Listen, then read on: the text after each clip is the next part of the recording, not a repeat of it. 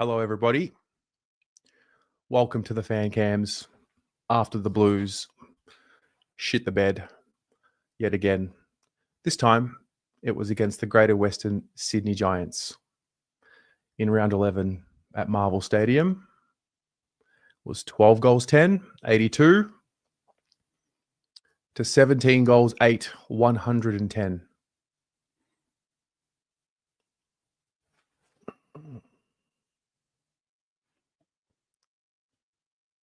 Boy, they know how to make it painful. It is just the most painful experience.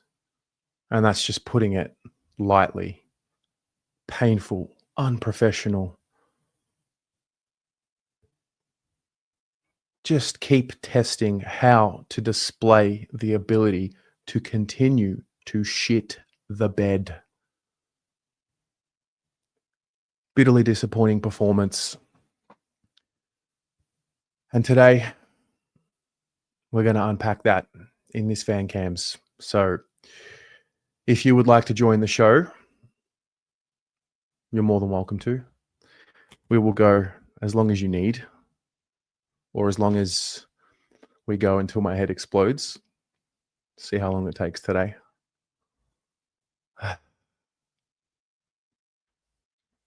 The link to join is in the live chat. All right.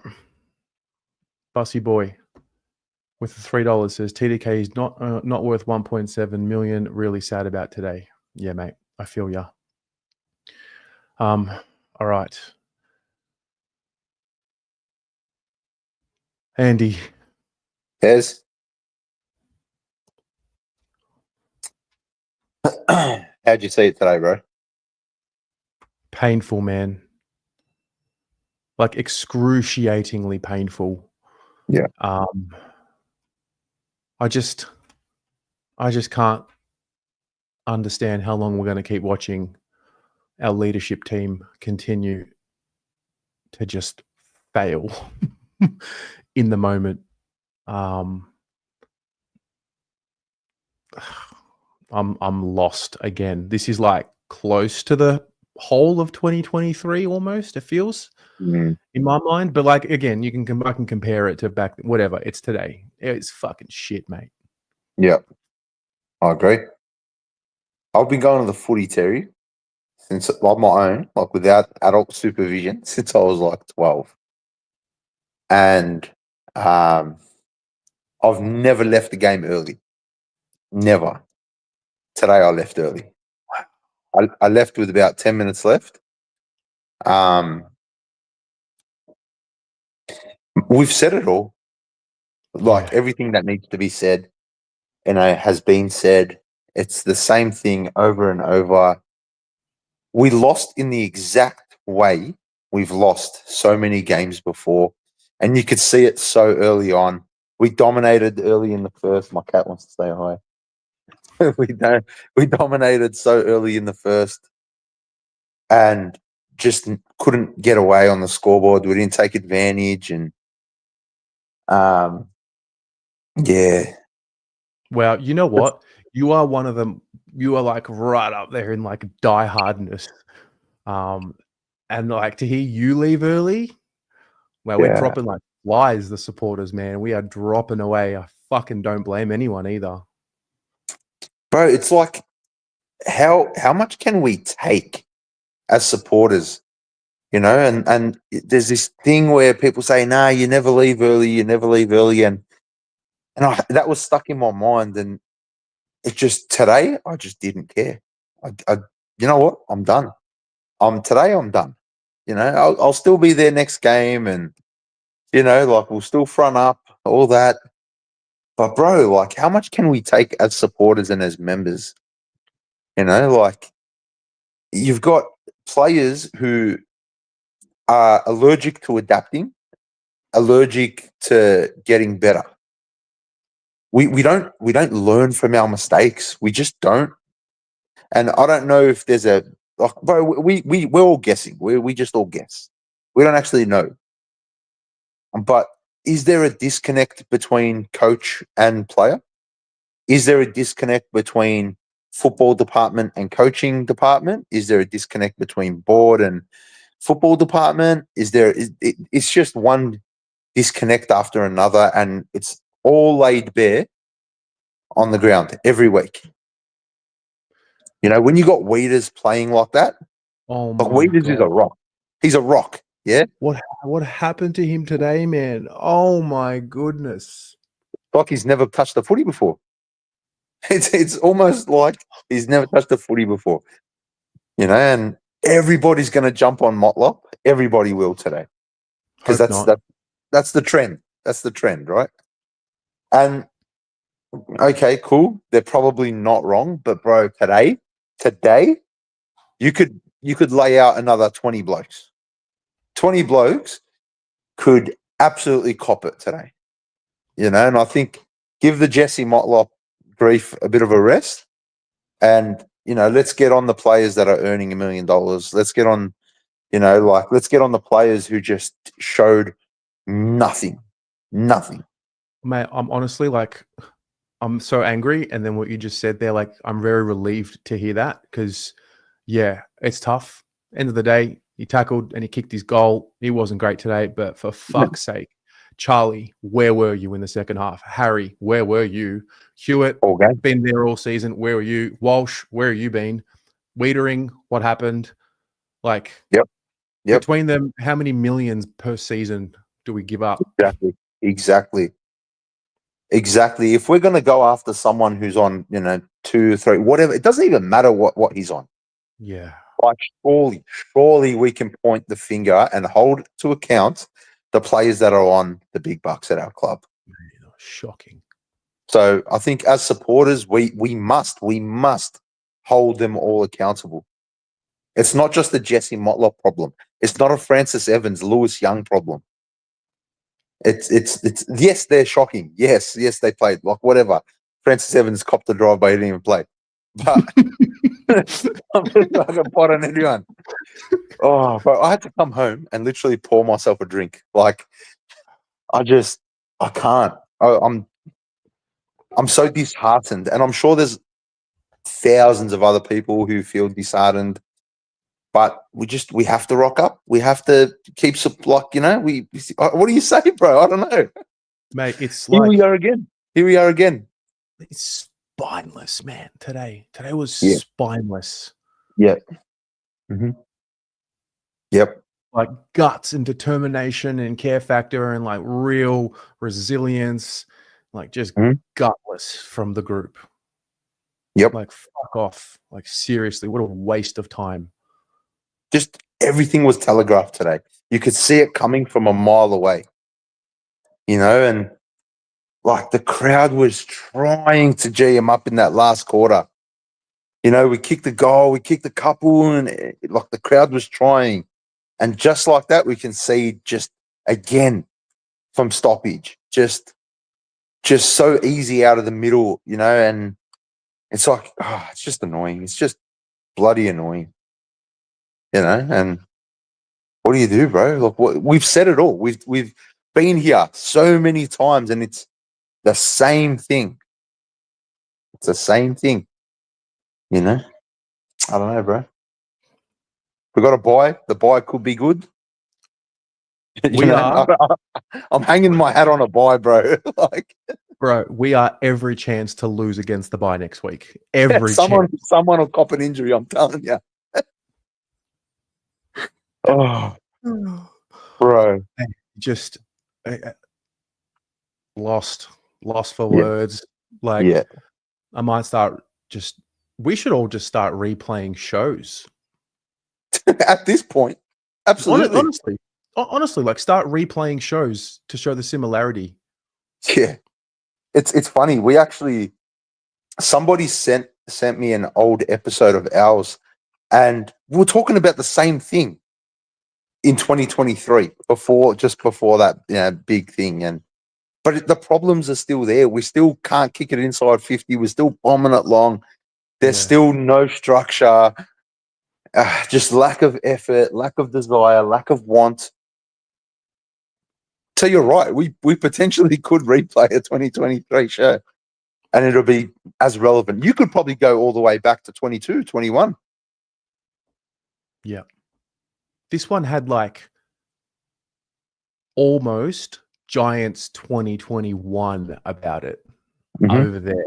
Almost. Yeah. Like Toby Green. Anyone wanna just even look at him? Just look at him. Yeah. Just a star, bro. Just every time he plays, and look, he's a champion in his own right. Absolutely. Yeah, of course. But against us, he's just Lee Matthews. 30 odd, what did you get? 28 or something and 3 goals. What do you just have? Massive score involvements. Just did whatever he wanted. 28, 3 goals, 3, 565 meters gained, 9 marks.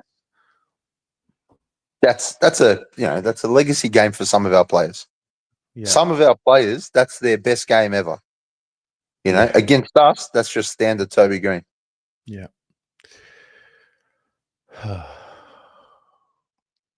Here we are again, Terry. Mate, the buy is very important for just the supporters.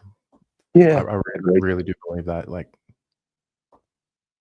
agreed. We need that little, just a circuit breaker, man. Just for us. Don't even worry about the team anymore. Just for us.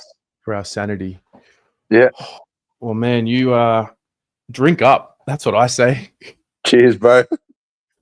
Thanks for appreciate you, man. Take care, Ted. All the best. Bye. Jad? Oh, I don't see you. Can you hear me? You there? Yeah. Yep. Are you driving? No, I'm in a car park. Ah. Don't worry. Do you want me to call you back? Second. Good. No. I'm just trying to close this app. There we go. So you can hear me all good? Yep. Yeah. Well, what do now?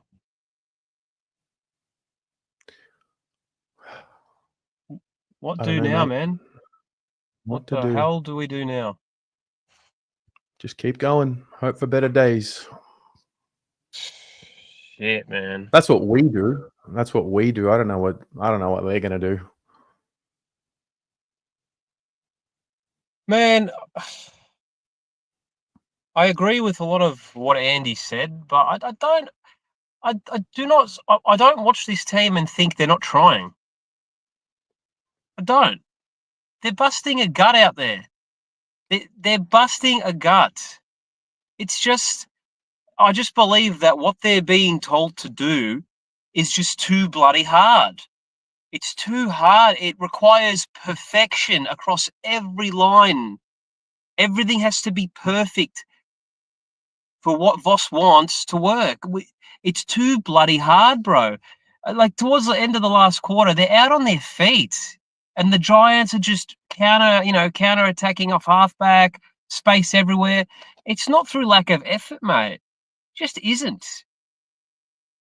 And it can't be because, and we've seen this game plan come off against teams like Geelong when everything goes our way. It looks bloody awesome. But I just think the reality is it's not sustainable across a full season. It is fool's gold to rely on it, on what he wants to do. And I agree, let's not come for the young kids, 100%. Like, Ollie Hollands, mate, this guy's a good baller, man. And I just know he's going to cop shit for getting caught holding the ball. At least he's trying to do something different other than just picking the ball up and bombing it long into the 50. At least he's trying. At least he's still running at the end of the game, getting the 1-2 handball receive. Like, so our leaders, again, the same applies for them.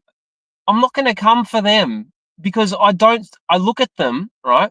And just the feeling that I get is that they look unsure and confused about out there, about what to do. I see good players being put out there to try and execute with blunt tools. Honestly, that's how I see it. That's how I see it. Yeah, fair. There's no sureness out there. Like, you look at the Giants senior players, they get the ball, they know exactly what they're going to do. Our boys are caught between two minds every week. It's not through lack of, I do not think it's through lack of, I don't think it's bad leadership or anything like that. I just think they have got such a big load to carry and they're being sent out there with unclear instructions, or if the instructions are clear, they're being sent out there with with obsolete instructions, obsolete game plan. It doesn't fucking work. Like, how many times do we have to sit here week after week on the fan cams and say the same shit? Yeah. At what point does the buck stop with the coaching? At what point? I don't think. Of course. Look, I don't think. Sorry, the volume's a bit low, but I don't think that if you gave the Giants Voss's game plan, I don't even think they could make it work. I don't think they could. They'd get found out just like we get found out. So, yeah, just I don't see what point it is blaming the players. Because Of course, I they think could do better. Of course, they could do better. They've made errors today, yes. Wiedering made errors, but it's bigger than that.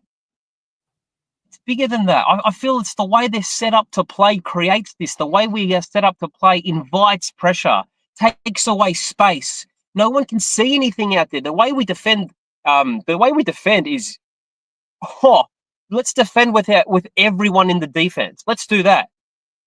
So what's going to happen when we get the ball? There's no space. Your vision's cut off. Chaos everywhere.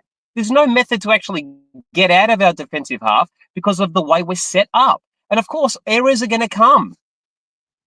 I don't know what to expect. I don't know what's reasonable anymore. Yeah, that's a great point. Yeah. Anytime there's any form of a pulse of momentum or expectation, again, what did we say last week? Response FC. It's like there needs to be a hole to dig out of. There needs to be fire and hell and brimstone and external shouting and doubt and questioning of character and questioning of mentality in order for them to sort of find something to prove wrong. It's like they need to prove the external wrong rather than prove the internal themselves correct.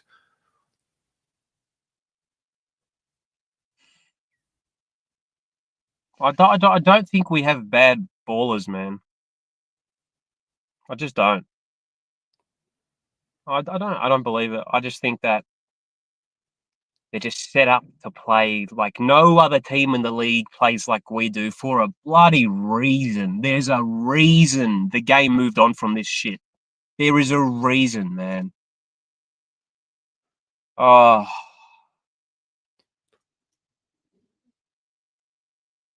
Yeah. It's too hard, bro. It requires perfection to work. And it's an imperfect game. The ball is shaped. The ball is shaped an imperfect shape, right? Does it? Can't rely on low percentage chances going your way for most of the game. It doesn't. Just don't.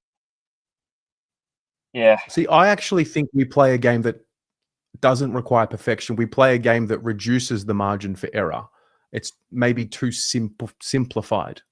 I don't see the game needing perfection. I see us playing the percentages to reduce the error, personally. It's basic standard football. Win the ball at the source, defend well as a team, go from there. Yeah, I think what I'm maybe perfection's the wrong word. And requiring skill level. I don't think we have good speed or skill. But where I'm coming from, when I say perfection, I mean we need every chance to go our way. We need the contest to fall our way. We need the bounce of the ball to fall our way. We need center clearance to fall our way. All these things are 50-50s in themselves, right? And on the Giants point, I reckon it is much easier to execute skill when you have space in front of you.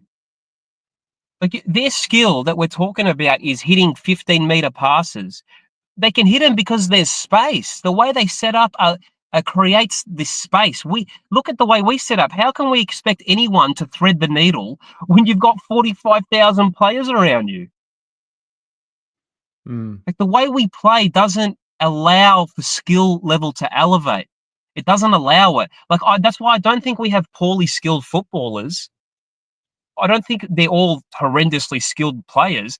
It's just the way the system that they play in creates this pressure where pulling off a skill is bloody hard. You got to thread the needle. You got to find Harry and Charlie between two players. And you look at the inverse. Look at Collingwood or the Giants. They're hitting targets that are free, that are unopposed. It's easy to execute skill when you play in a system that allows for it. That's why I believe skill and confidence, they are a result of your system. Put a Giants player in our system, are they going to bloody have 80% disposal efficiency? Bloody, I'd bet against it. I don't think Whitfield's hitting every bloody target in our system. No way. Absolutely no way. So, yeah, that's Fair. yeah. Fair. It's a shame, bro. It's a shame because it is. we're having the worst season under Voss, and it's a real shame. It's a shame that it's happened so early. Like, Yeah. fuck, we gotta find something to hold on to. There's just nothing there. What do we look to the kids to give us something to hold on to, something to invest the season? You know what I mean? Like, what have we got now? How many more kids do you think can play? I would say we are well and truly playing kids. Yeah, no, I mean for us as fans, like, what do we have to hold on to? Like, what are we going to go to watch every week? Like, we need something to grab onto. I guess a positive was Doc. That was a good response, I guess. Well, it's amazing what happens when you play him in his position behind the ball. Yeah. Well, I also think they use the VFL for what the VFL is actually there for once. Yeah. Build some form up, come back in. Yeah. Mate, you know what we need to do? I'll tell you. We need to, as fans, I believe, just try and not let it ruin our next few days, decompress, let it out, and then honestly just don't get too stuck honestly, in the mud. Mate, I was relatively calm today. I wasn't losing it. A few moments, I got a bit angry, but wasn't like, I didn't have us as favourites. It's like, for us, it's so internal. It doesn't matter who the opposition have playing. They didn't have a midfield today and we lost. Last week, they didn't have a bloody forward line and we lost. We just find ways, bro. And then it's like, what are we doing as a coaching group to expose their weaknesses when they're there? Like, there's no midfield. What are we doing to do that? You know what I mean? But whatever. Get home safely, bro. All right. Enjoy, mate. All right, man. See you later. See ya. Hello, Oliver Lynch. $20 donation. Great to see you today. Good to see you as well, mate. You left early too for the earlier V line. The writing was on the wall for you. Another one. LS, hello, mate. Somebody take away Wiedering's keys and make him walk home. Garbage display from our leaders today. Our top 10 should be ashamed of that performance. Yeah, that's fair play, man. Sam, hello, mate. Hey, mate. How are you? I'm good, mate. Well, no, sorry. I'm not good. He's just trying to cover it up. Yeah. Smiling through the pain, my friend. Smile through the pain, mate. We're all used to it by now. Yeah. It's actually boring at this point. Like, just watching us play is boring because we just do the same thing every time. And it's like, I honestly don't get angry at it anymore because it's literally the same thing. Like, it's a basic, archaic style of football that's just so laborious. It's ridiculous that we're still trying to persist with it. But, like, we kind of have to because it's just a list build that we have until that changes, I guess. But, like, we're mid-year. Can't do much about it now, so. Yeah. You kind of got to use the next... Well, I mean, if, depends how you see it, but you either keep showing up, fronting up, keep going into the final game, or you look, very far ahead to the next year and find out who's staying and who's going. Well, that's right, yeah. Well, like, again, it's only midway through the year and it is the bye, but I just personally can't see us or see Voss changing his way. I just can't, and it's just not a sustainable brand of football that we're playing. It's pretty simple. Like, we can't defend, we can't move the ball.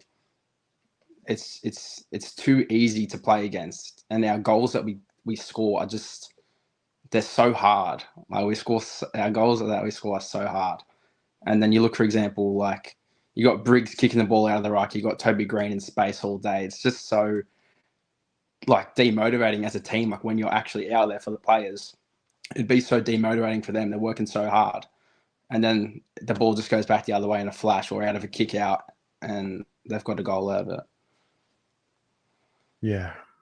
Were you at the game today? Yeah, I was till the end. Till the end, yeah. I unfortunately sat there. I was sitting at the end. Wait, what was the play when we kicked 2 in a row? It might have brought it to like a 9-point game, and there was a little bit of something. And then what was the play after that where the Giants kicked that goal to get it back to 15? I think it was like it was like deep. I think it was like a deep kind of like soccer off the ground. Was that like? It was the Wiedering fumble. Soccer off the ground. Yeah, Cadman sockered it in. Oh, it's just, and for example, I was sitting at the other end, and the one where, like, for example, we're just messing around with it in the third quarter. Akers drops like this uncontested mark, and we're playing around with it on the halfback flank, and then it's just like a goal from nothing. It's just ridiculous. Yeah.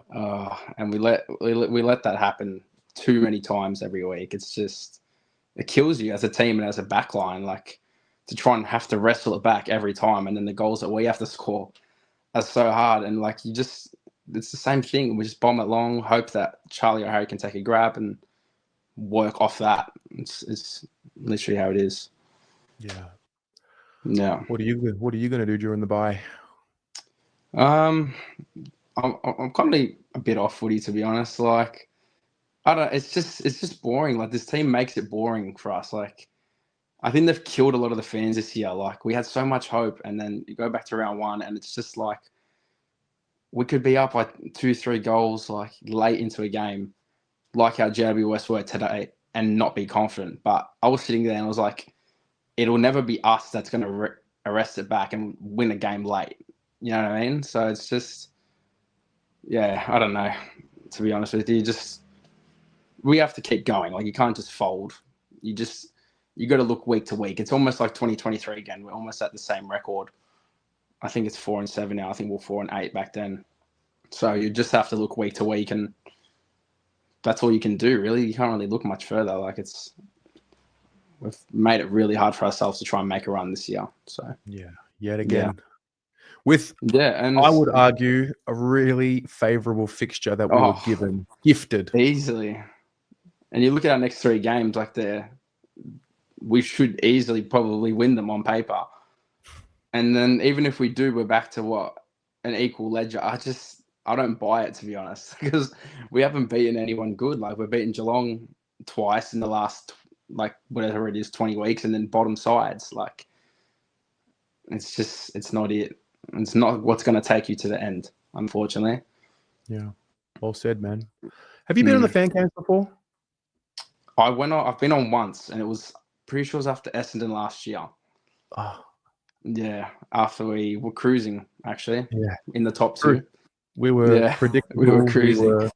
It was the opposite. We found our groove. It was the exact opposite. And it's funny how, like, it's these 4 seasons under Voss have been like, there's been 2 good starts to the year and then 2 bad starts to the year. And then it's just like, and no consistency in between. Like, and the main message that they've been driving is consistency. And it's just, it never came. Yep. Do you think that this is the way forward, like, with Voss and this team, or do you honestly think that, like, we're going to have to trade big players or get rid of Voss? Like, what do you honestly think to get us moving forward? Because I just don't think that what we have right now, if we keep doing what we're doing, is just the definition of insanity, personally. I think change will definitely happen at the end of the year. Yeah. The frustrating part is that you kind of got to wait until October Yeah, before exactly. you make list changes, before you make department changes, before you make any changes like that. That's what I think. So I think we'll use the rest of the year to either, like I said earlier, like see who's going to be a part of the future and see who's not. But yeah, I think quite a few were out of contract going into this year. See where that sits at the end. But yeah, you got to remember, I mean, it's all good to get rid of some of these players, but Of course. to get better players, like opposition teams aren't going to give us There's no better guarantee players. that you're going to even get them or they're going to be available out of contract or tradable. Yeah, 100%. So just got to keep at it. I mean, it's hard for supporters because on our end, we're looking at it like, how can you guys just keep doing the same thing and fucking it up? But at the end of the day, they actually just they need to continue to front up, even if they keep losing, and they just have to. That's their job. Oh, you have to. You've got no choice. But we just keep hearing the same messaging that we need to defend harder for longer, and then it's just like they're not actually. It doesn't look like that they're working on it because you see the goals that they concede today. Yeah, and we can't defend harder for longer, and it's like round 11 now, and it's like. Yeah. Come on, guys. But yeah, you just have to front up week by week, I guess. But yeah, tough times. Love your work. Thanks very much for calling in, man. Have a great weekend. See ya. Ciao. I like him. That was good. That was refreshing. Riley's calling all the way from the UK. Riley. That's not the best thing to wake up to at 3:30 in the morning now, is it? 3:30 in the morning, you woke up? Yep. That was just what more can you say? Collectively, we are just not a good football team. I've never seen a side so consistently panic under pressure. Whether it's moving the ball forward, whether it's in defensive transition, it is just a mess on field at the moment, and it's driven, as we continue to say, it's driven from the leaders, and our leaders today and in the last 2 weeks have not stood up when we've needed them to. When we've had games in relative control, we don't convert like we should. When the game starts to go against us and in the balance, we let momentum go too easily, and it's the same script. We've lost 7 games this year, and I think we've lost in the same fashion as 6 of the 7, and the other one we lost by 10 goals. It's the same way. Can I run you through a series of absolute howlers? Right? Because when it got to the 4th, my mind started shifting to, okay, which I'm looking straight at the senior guys. So just before we get to the 4th, I'll just make sure I make note of Walsh dump kick in D50 straight to Callan Ward. Yep. So I don't want to forget that one. Or the Harry Mackay handball turnover, which resulted in the Callan Ward goal. So there's that one. Briggs' goal from ruck. We'll start there. There's one. Happened right in front of me. Couldn't believe it. But there's one. Wiedering gives away a free kick for the Cadman goal. Wiedering fumble, Cadman second goal. Yep. Cripps pinned for being too slow. Yep. To release that handball. Wiedering hospital kick to Matt Carroll. Transition, yep. Hogan goal. Yep. TDK handball turnover in traffic. Mm-hmm. Chera overcooked the handball in our D50. I'll leave Bins. I won't go too hard, but he did have that worm burner kick. But okay, young fella, understood. Trying to do something going forward. And that's not even taking into account the first quarter. Like the errors in the first quarter were just as bad. Like Green's first 2 goals were just. It is too predictable. I was actually having a look before because the first 2 calls you had were very contrasting in terms of, opinions on who's to blame. And I think it's collective. So whilst I've sat here on this call, I've had a look at disposal efficiency stats. Since 2018, 5 of the 7 years we have been bottom 3. So that's encompassing the Teague and the Bolton years. It's not just the coach.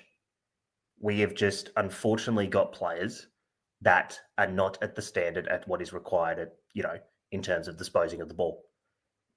And, trying to transition the footy.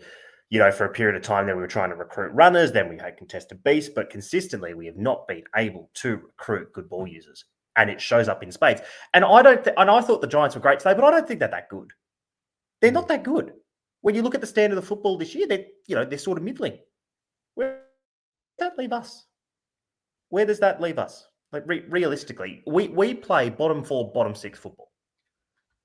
Streaks, streaky play, 10, 15 minutes where it all looks great, and then it falls down from there.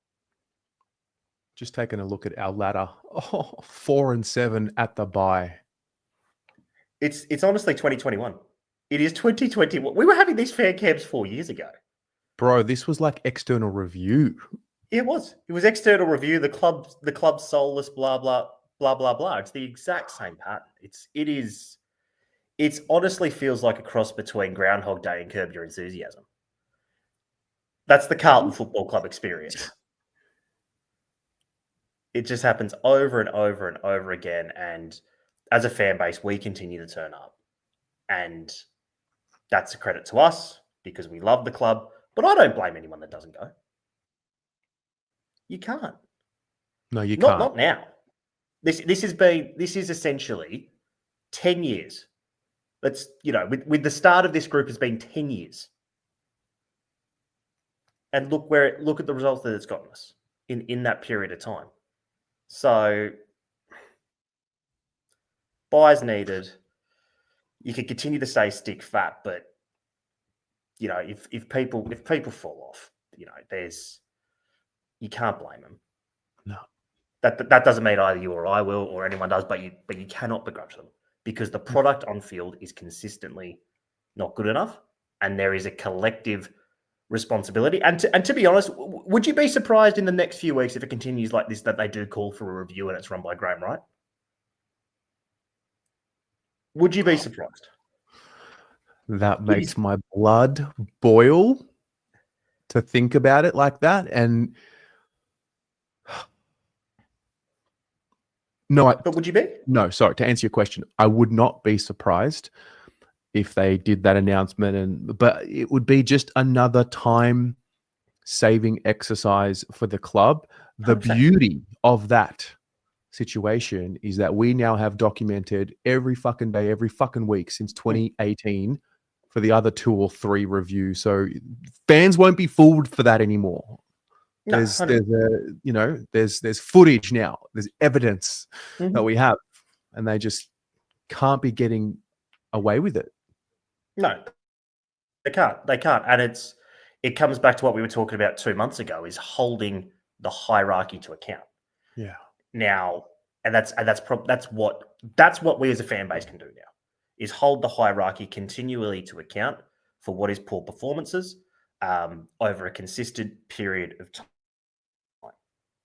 Outside of 12 months between 23 and 24. So where that lands us at the end of the year, who knows? Can it be turned around? Yes, because we've seen it before. But does anyone really think this is going to turn around? But I don't. Like it's a bottom 4, bottom 6 product. Yeah, it's what it is. And what will happen probably is that you will see us in 2 weeks when we play Essendon in, the King's Birthday Eve game. Maybe get up there, maybe not, who fucking knows. And then the club will be like, come get behind us. We've got the Eagles and North, and suddenly we're 7 and 7, and then expectation again, and then same script.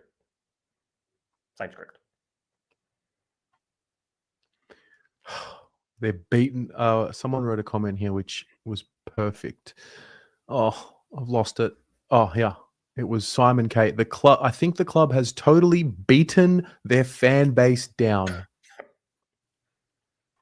That is, mind you, there were. I don't know how others saw or heard the atmosphere or felt the atmosphere today, it was in the air, Riley. There was a silence about the atmosphere today in the game, and it was all my perception of it was almost as if the fans were like, hang on, I can kind of see you might fuck it up today. Like there was.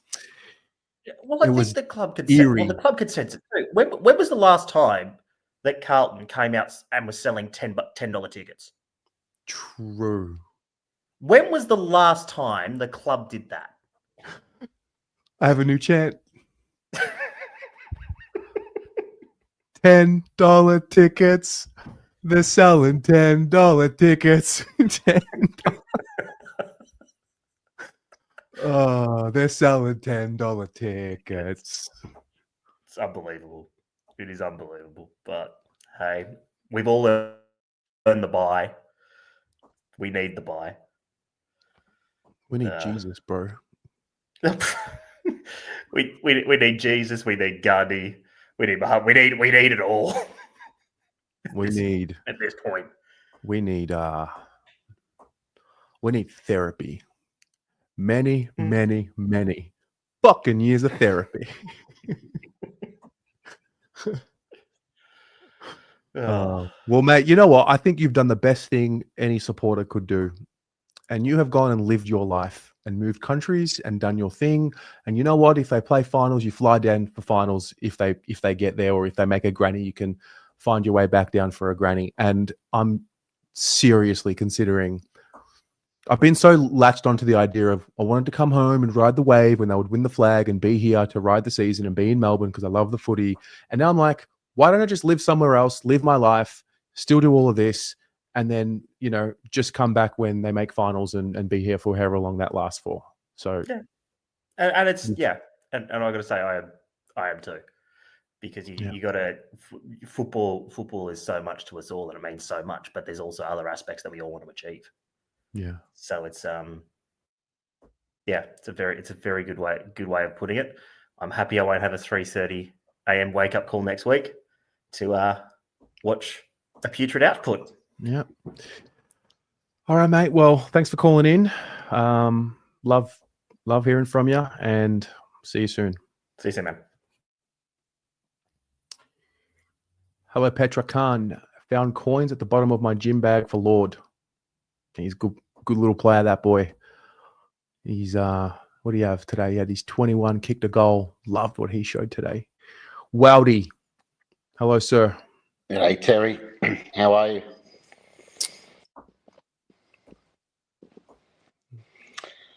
Speechless. It's rinse, lather, repeat, isn't it? I mean, everything that's been said's been said, but I mean, I think it's a lot of things, of course, and you know, we don't have to repeat it all, but because we all know and we've been around that block before. It's mindset at the club. It's efficiency. I mean, I had a group of friends that were with me today, and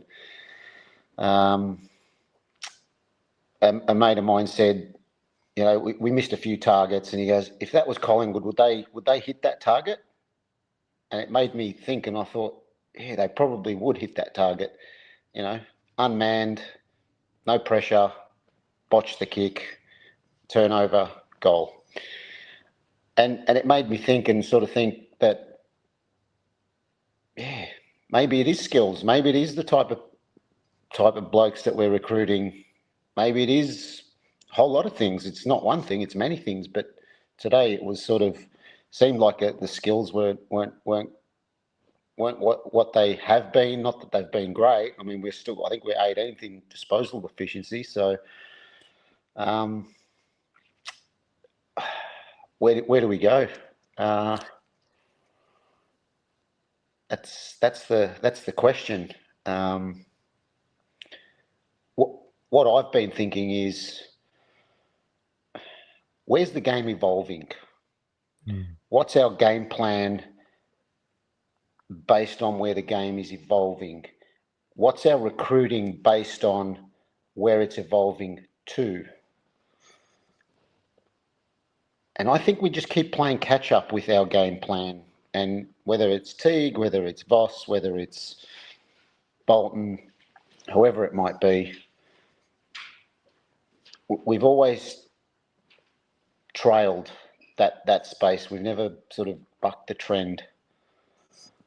I'd just like us for once to think about that. I mean, yeah, I think this year's gone as far as finals. I mean, maybe not mathematically, but certainly the way they're playing and everything. So I don't know. What are your thoughts? Yeah, it's got that inevitability feeling about it.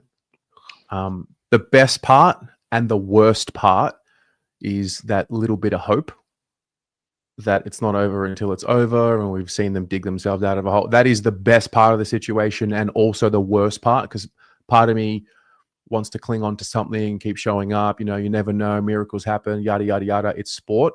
But then the other part of me is like, I just put me out of my misery so we can, yeah. So, I mean, I'm watching Sam Walsh overrun the football. Like, when? Yeah. I'm watching him panic in D50 and dump kick. I'm watching Charlie, like, fail to execute the ground ball and the half volley, which is something he's really good at. I'm watching Harry just lose his ability below his knees. I'm watching Wiedering like lose his head. I'm watching, you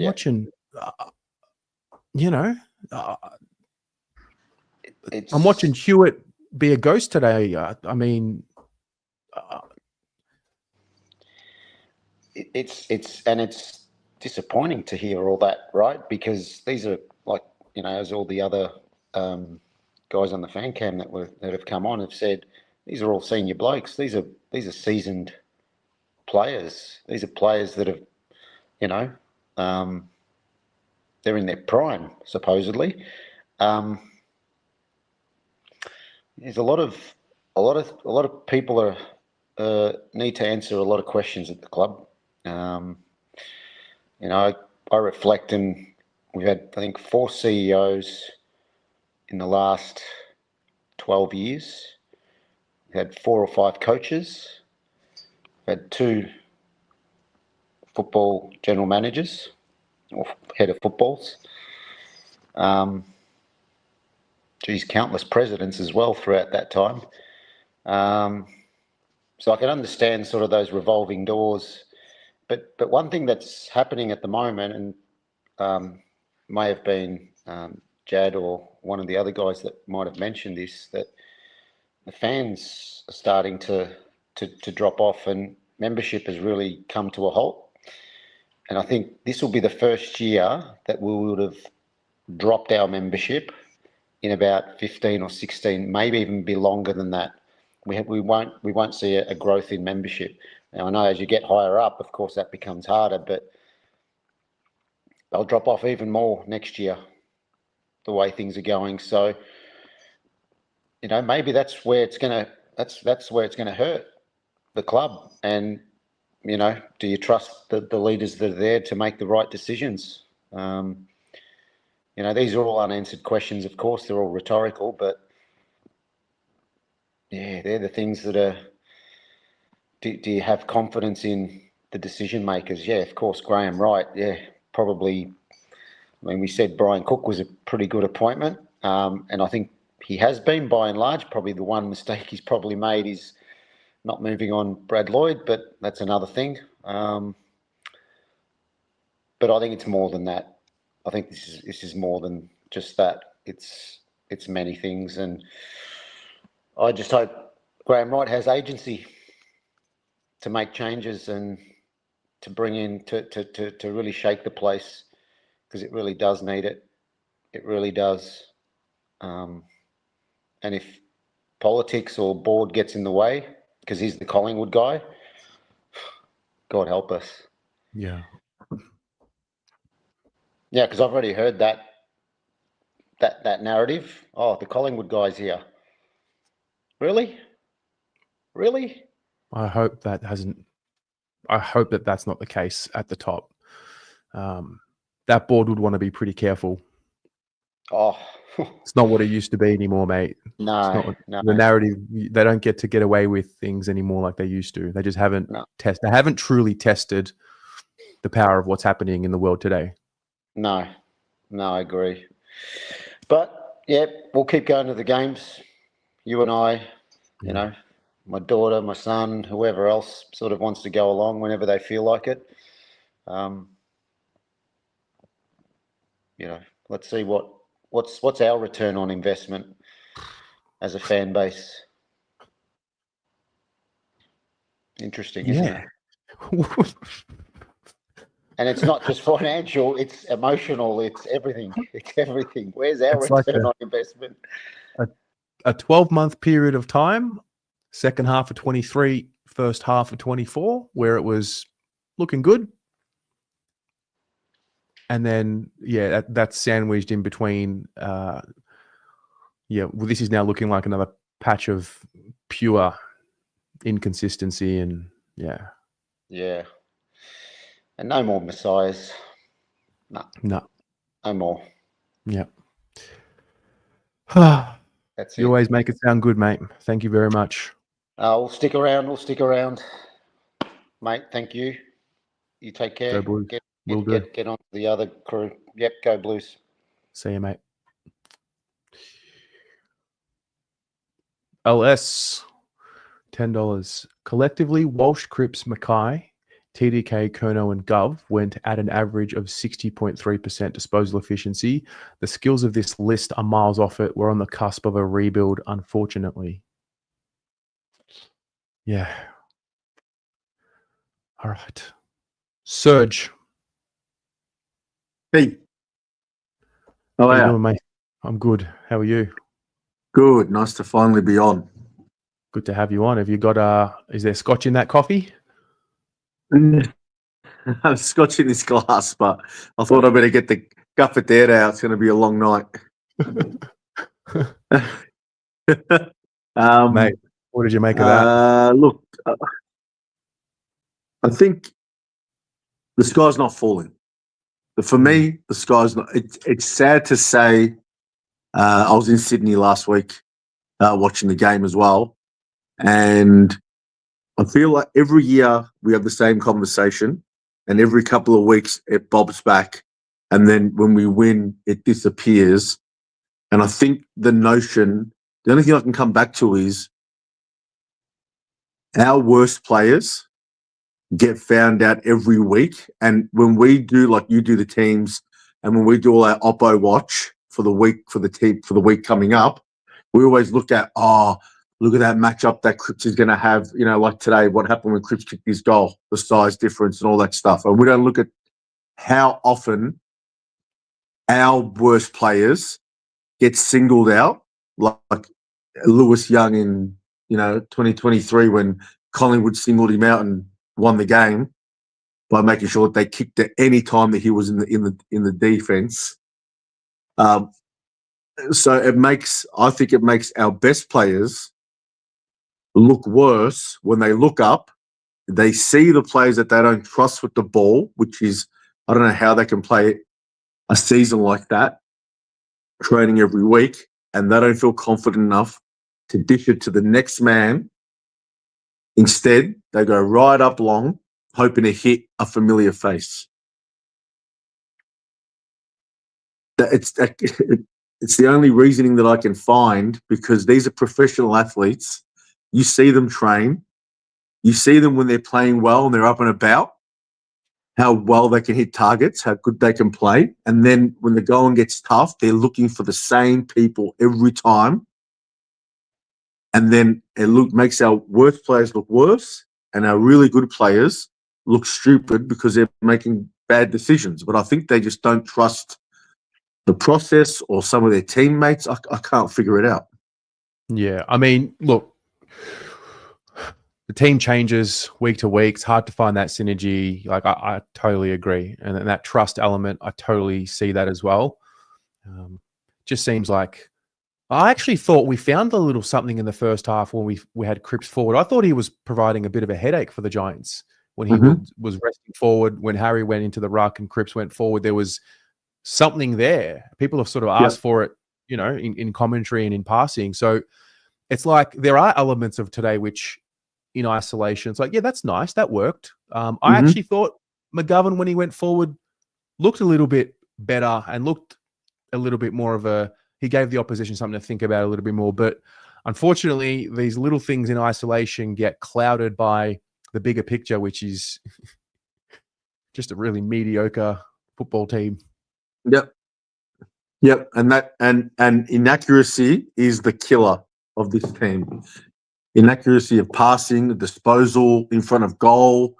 And every time we play this type of football, this high pressure, really, really laborious style of football, when you make mistakes, it's so hard to get it back because they're working so hard to move forward that going the other way, it just seems impossible. And I feel so bad for them when you're watching them, especially live, and they're working their guts off and the other team look like they're just cruising when they get the ball.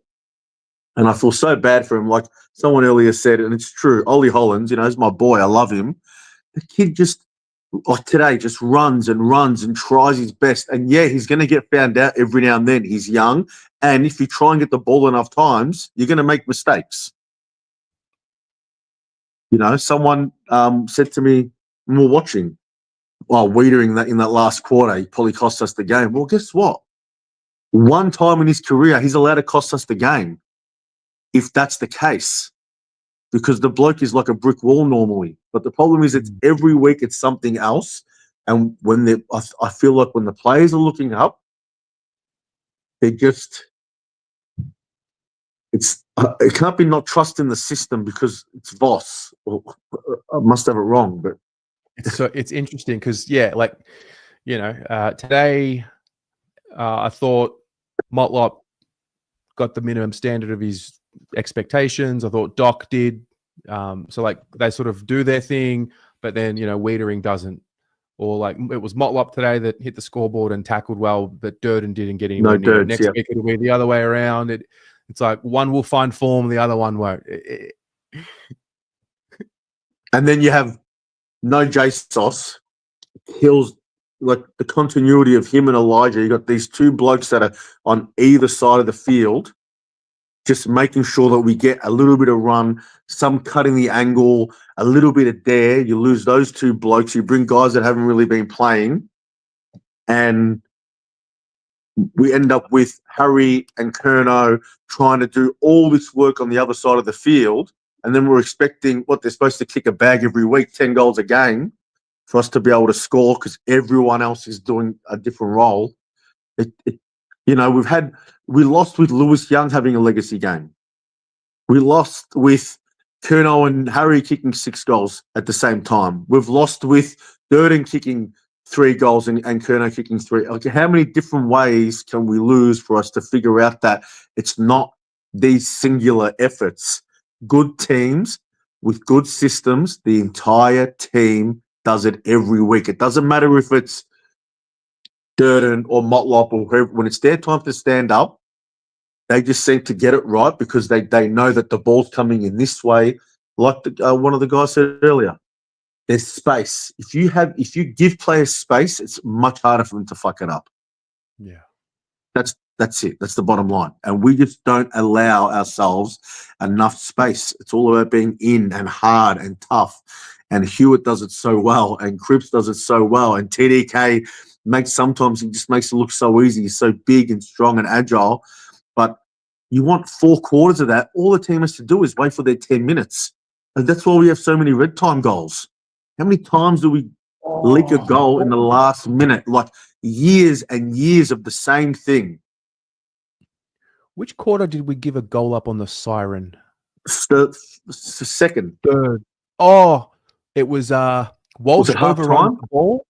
No, so it was end of the third. Walsh overruns the ball. O'Halloran picks it up, kicks it forward. Riccardi on the siren. Yep. Yeah, and last week it was I think it was a Heaney goal, and and 2 weeks, it's always, I'm talking years, so we can't even say it's the players, these players that are doing it. It feels like the Carlton curse, like in that last minute, we're not sitting there, oh, should we go?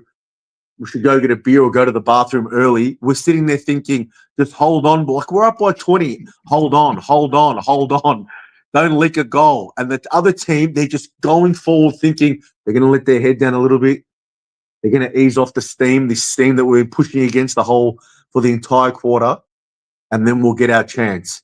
Couple of red time goals, 2 goals a quarter, 1 goal a quarter. That's enough to lose a game in this day and age.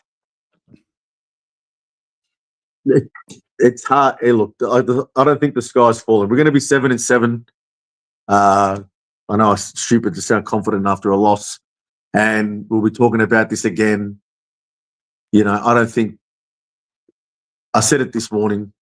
We beat ourselves. Very hard for teams to beat us at the moment. We just seem to let ourselves down and make other teams, like mediocre teams, look really good.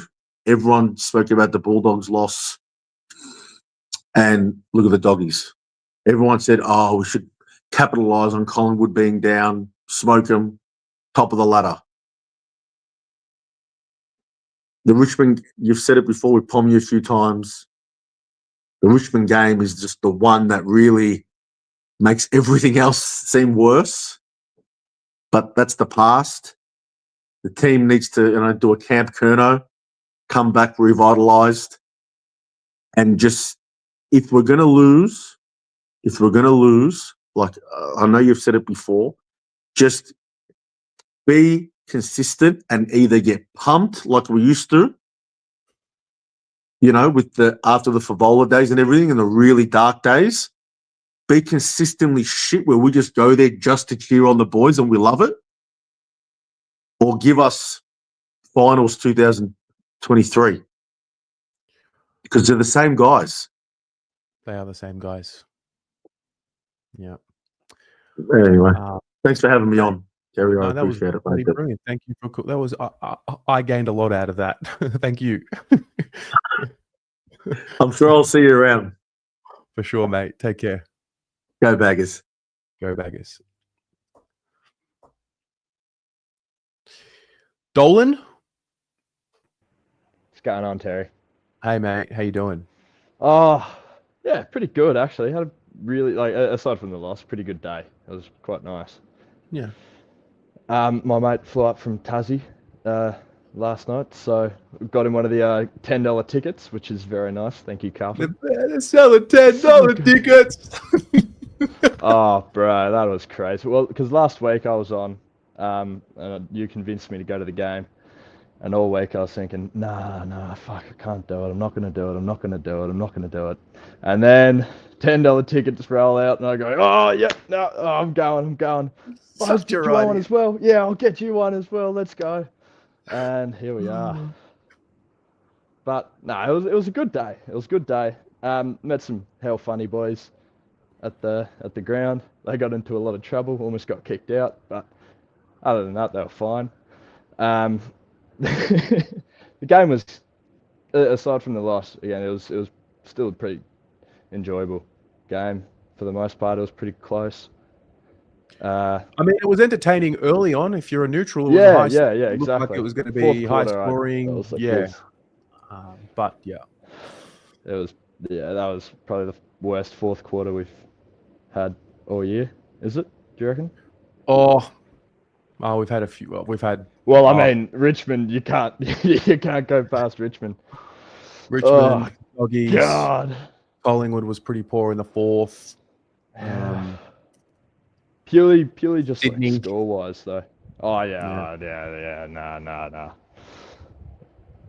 Forget I brought it up. Let's move past that. Do you? My question is, do you still have a little bit of hope left, or is it all just? Oh yeah, no, absolutely. I'm completely delusional. I'm absolutely delusional.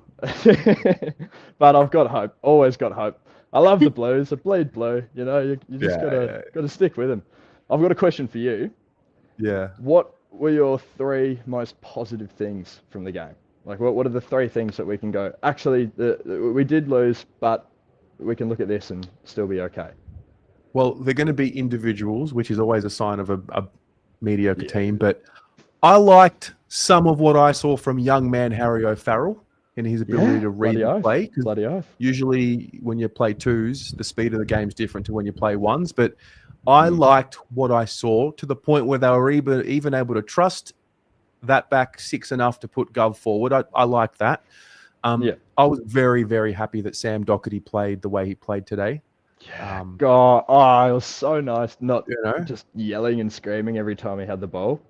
Yeah. It's like, God. And I'll tell you what, I don't know if you felt this at the ground. When Jesse Motlop lined up for goal and took the set shot, in my head, I'm like, brother, no one has needed to kick a goal more than you need to kick this goal. Man. Because if you Man. miss this goal, I can only hold down the fort so yeah. much, young man. You need to kick it. So That was so good. there you go. There's a I'll give you Cooper Lord. There's the third. Oh, Coops. So good. King Cooper. Loved it. But, you know, I think we're past the stage of I think we are past the stage of looking at individuals to try and give us nourishment. Like we just have to be better. For sure. For sure. Yeah. It's a sad time of the year. We're stuck at the bye just going again. Like, are we doing this again? Do we have to sit through this for another, how many weeks? Like, please. They got to give us something, Terry. They got to give us something. Mate, thanks for calling in. Thank you for having me. Have a great rest of your night. You too. See you, mate. Oh, I want to show you guys something. So Adrian, who won the tickets. Adrian, who won the tickets on the team show on Thursday. Got to meet him. Great fella. Got to bring his granddaughter. He gave me a very nice gift.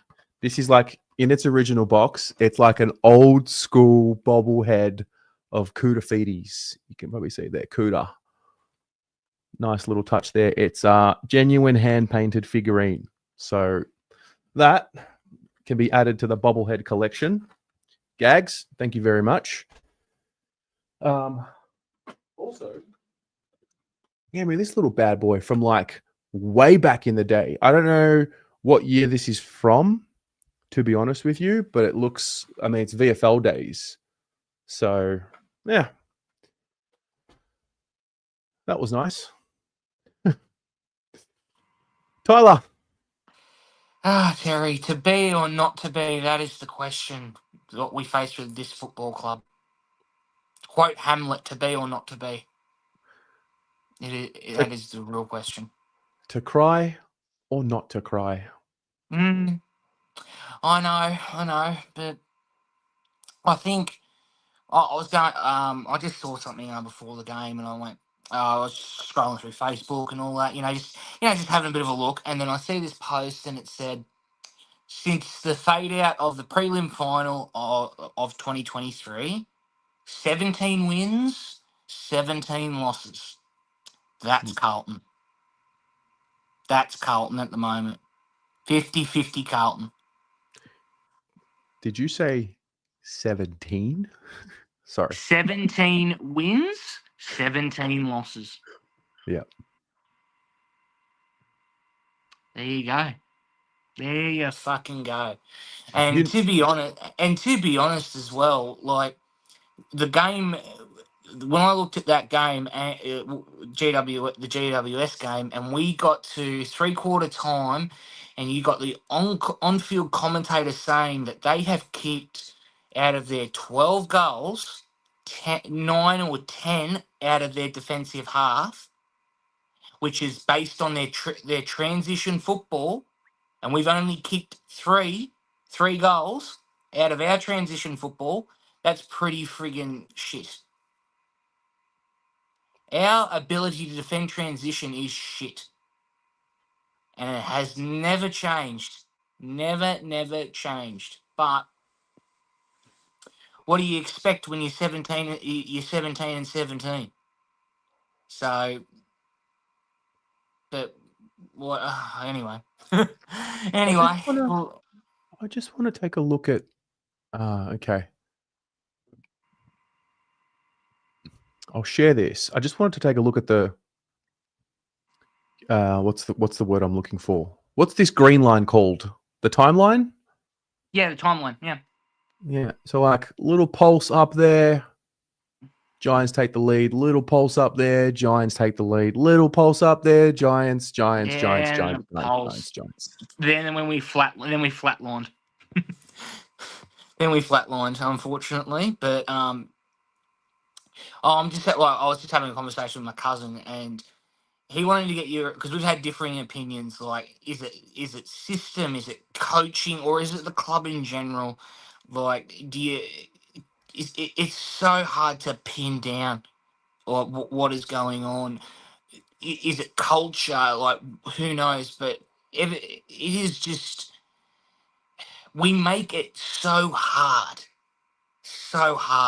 And like when like Jab was saying, like how free space and all of that. But to be fair, and he's right, all of our goals, we work so fucking hard,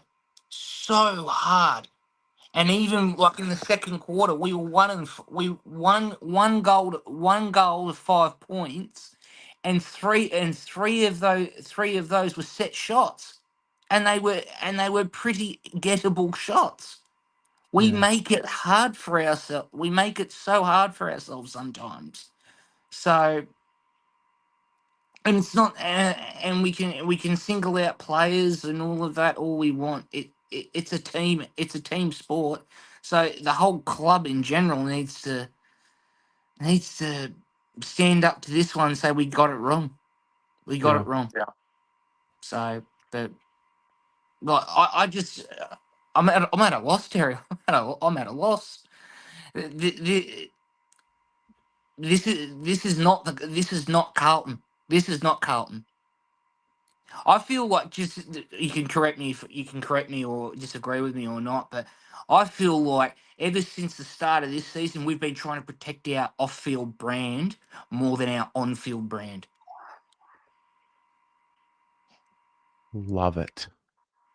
Because ever since Sayers, we've all been focusing on protecting the image, the brand of the club.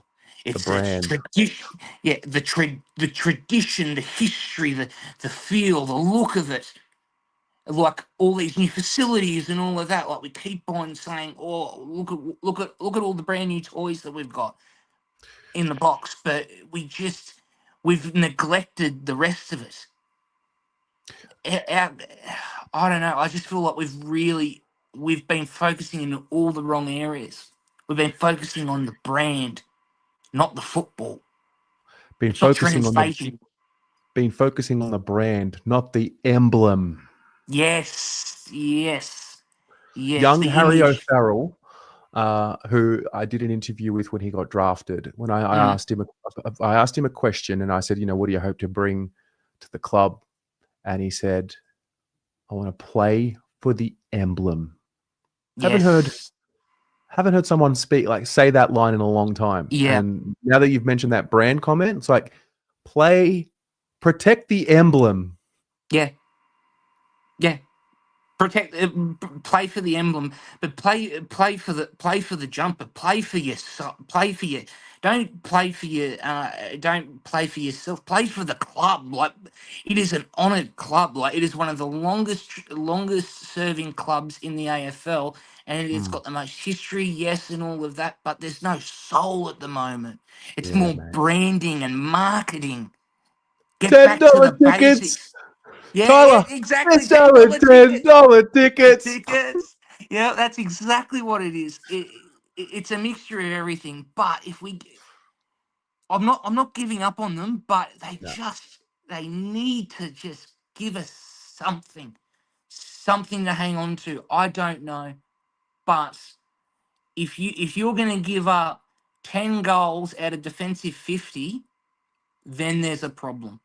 Yeah. So, and then also shots on goal as well, but I don't know. I don't know. I think, to be honest, we're asking a lot of questions, but that's where the club should be coming out and trying to not getting ahead of it, calling it for what it, it was saying it was shit. It was absolute shit. But we'll go into the bye. We'll take our time and reset. We need it, Terry. Mate, you go and look after that little angel at home. I will. I will. How's she going? Oh, she's great. Yeah, she's great. She's a big girl. Weighs about 5.4 kilos at the moment. She's long. She's healthy. She's going. We love Good, mate. love her to death, and we will definitely get it for her to be a Carlton supporter. 100%. I'm not accepting Collingwood. I'm not accepting Richmond or Essendon. It's Carlton all the way. So bleed blue every time. Love your work. Thanks, Tyler. Love you too. See you, mate. Hey, mate. Aiden. Oh, how are you? I'm good. Where are you? I'm at the footy. Which game? Hawthorn, Brisbane. Mate, talk to me. What do you want to talk about? You can talk about anything you like. Nice haircut, by the way. Oh, thank you. I was thinking of getting a buzz, but not for me this time. But we were. That's probably the worst game that I've seen in a long time. To be honest with you, what's with the? We can't execute basic fucking skills. Like, we have no poise, no composure. We just kick it to space. Like, there were times there where we didn't even know what to do. Like, what do we even have a system? Oh, sorry about that. But yeah, like, I'm at this game. I'm seeing overlap handball, risky kicks in the middle, poise, and I look at us. I'm like, we are miles behind that. Like, we're just miles behind these two teams at the moment. Any team in the top 8, top 4, we're miles behind. What are you seeing there at the MCG in the first half? When you've just watched Carlton, like, what really stands out? There's just pace, a lot of switching end to end, a lot of risk, a lot of targets getting hit, and the one fact that we don't have that I've been seeing is that both teams' smalls have been pretty good. We lack a good small. Like, our smalls today were just shocking. Like, I look at Cameron coming out the back, kicking goals out of his ass, and then I just see our smalls. Like, they've just been putrid all year, and I don't know why. Like, I personally think now that the season's done, I can't see what we will do this season, honestly. Like, how we play, it just doesn't stack up. Like, yeah, I don't know. It's disappointing. Like, I feel like we need a new coach. We need to get rid of some players. Like, it's just disappointing. It's not good enough, man. Yeah. But, well, at least you're getting to watch real football. Oh, yeah, I'm enjoying it. I'm actually having a good time. I was at the Carlton game. I was fucking depressed. I'm like, what's the shit I'm watching? But, yeah, I don't know. Where do you think we'll go from here, personally? I think we'll come back after the bye, play against the Bombers, and I can only honestly look that far ahead. Like, looking too far ahead is never a good exercise. I just want to get to the bye. I want to enjoy a week off and then reset and go again. Oh, if we lose to Essendon, I'm telling you now. Oh, if we lose to the Bombers, it will get... what we saw in 2023, it will be worse. The scenes will be worse, like, pretty bad. But I've said this once before. I've said this once before, and I think it might have been before Essendon 2023. I think I said, you know what? I think it might have been to Paul. I remember saying I dare them to lose to Essendon, and they did. And I dare them to lose again to Essendon. You know what? I dare them as well to lose, because if they lose, that's when I think it'll get really ugly. All right, you're cutting out. Soft. The coach. Yeah. Oh, sorry. I'm going to let you Yeah, go. I'll let you go 'cause then. you're- I'll let you go. All right, Yeah, we'll all right. speak soon. All right. Yeah, done. See ya. See you, mate. Webby. I can barely hear you. What? Are you got your? I think you got your finger over the phone microphone. Is that better? That's better. Where are you? How are you, mate? What's happening? Yeah. Are you at Icon Park? I am. I am an icon because I'm an idiot. What are you doing? I don't. We're sick, mate. We're sick. This club has no soul. These players don't care. We're a brand. That's who we are. We're a brand. I think Tyler said that before. We're a brand. Yeah, mate. And we gobble it up. And we're rubbish. Yeah. We're rubbish. What's happening at the VFL? Not a lot. 20 points down at half time. Lemmy's kicked a goal. Who's coming in next week or the week after? No one. Based on the first half. Webby, sorry, mate. You're cutting out awfully. I'll let you go. All right. Okay. Let's move along. Let's go to Thailand. Jeff. How are you, Terry? How is it? Mate, I'm disappointed and frustrated and, much of the same. Well, I'm usually pretty good on fan cams, but they're fucking useless, mate. Absolute debacle. The whole club's a pile of shit. You watch the sponsors start leaving in droves, mate. That's pathetic. Two things. Missed tackles and cannot pass to a teammate cleanly.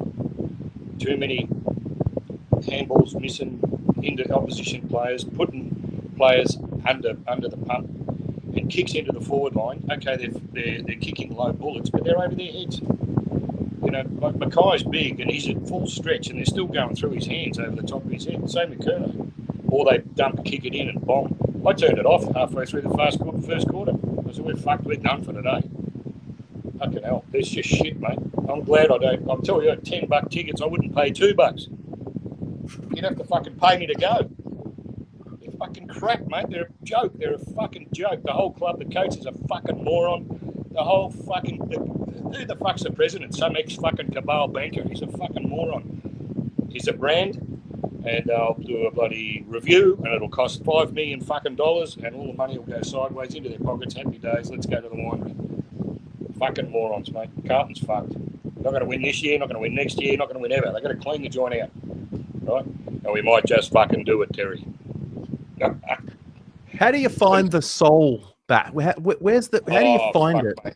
I am so forgiving to that club. I come through I was watching footy in the 60s there, mate. Like Robert Walls, Barassi, fucking Jezelenko, the Bazasto days, the Kent Hunter, Bradley, fucking Malin, Peter Dean. You just go, fucking my favourite player, bloody Wayne Harms. What a kick, what a mark, what a fucking leader, They had guts, they had determination. They went on, they played for that Guernsey, mate. And this wokeness, you can't tell them they're fucking useless. You might hurt their feelings. Well, fuck off, you're useless, right? Come back when you fucking can't play again, because you never will. And we just fuck up the draft. And if we get good players in, we'll fuck them up. We'll teach them not how to play footy. And then we'll put them on some fucked up drug so they get bloody injured and their body never repairs. Fucking useless. Fan cams is brilliant, mate. Thank you for all you do, you and Pomp, and all the people in chat. But I thought I'd just have a bit of a rant today because they're fucked. And there ain't nothing fixing it. And they'll have to pay me to go to the footy, mate. I'm an international member because I watch the footy, but I never fucking watch it. I turn it off. I don't even watch the replays. It fucking breaks my heart. It's useless. It's not footy. They're a bunch of... put the girls' team in. Fair dinkum. They'd kick more goals. The fans $10 tickets tells me they know the numbers are going to be down, so they're filling the seats up for the cameras. The parade's on, mate. The fans are going to start revolting. And then when the sponsors drop off, there's a real problem. But anyway, look, we just got to keep going. You're right. We might even lose in the bye or get an injury. That was classic. But all we can do is hang in there and watch the pathetic show. Just keep getting. But look, we'll always be with you guys, Terry and Pom, and all the, Jumper Punch and Rocco and all them. They're all good. Do a good job. They do a great. You're doing a fantastic job for the club, because the club isn't promoting themselves, and you can't even contact them to tell them they're useless. So good on you. They're fucking useless at that. $10 tickets. $10 tickets. Have fun, guys. Be well. Cheers. Doing a great job, Terry. Thanks, mate. Thank you. See ya. All the best. Cheers. Woo!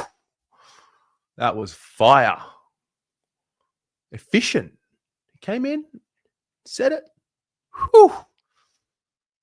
Just honest.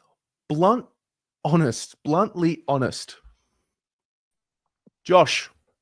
Hey, mate. I don't need to ask you how you're going, because I know. I know. I'll be honest. Coming home to do the fan cams, I was like dreading it, because lately I've been, and again, I'll always be honest about how I'm feeling, but lately I feel like the live shows and the guests, and it's not any fault of any individuals, but collectively it's like it's a drag. Yeah. I thought, again, here we go, it's going to be a drag again.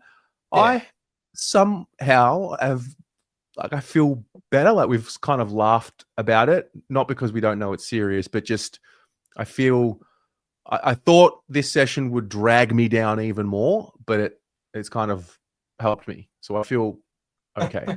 Good, mate. That's good. Yeah. Yeah. Well, How do you've you been feel? doing. Oh, honestly, as I spoke to you, I think on Friday, or I spoke to you at some point during the week. I tuned in. Honestly, as I've sort of said, like, the joy has left me. Like, the joy of going to footy is no longer there. Of course, there's moments where I got up and I would yell and I'd get excited, but overall, I feel empty. I feel pretty empty just with the whole season, the match day experience. It's not exciting. I don't look forward to it.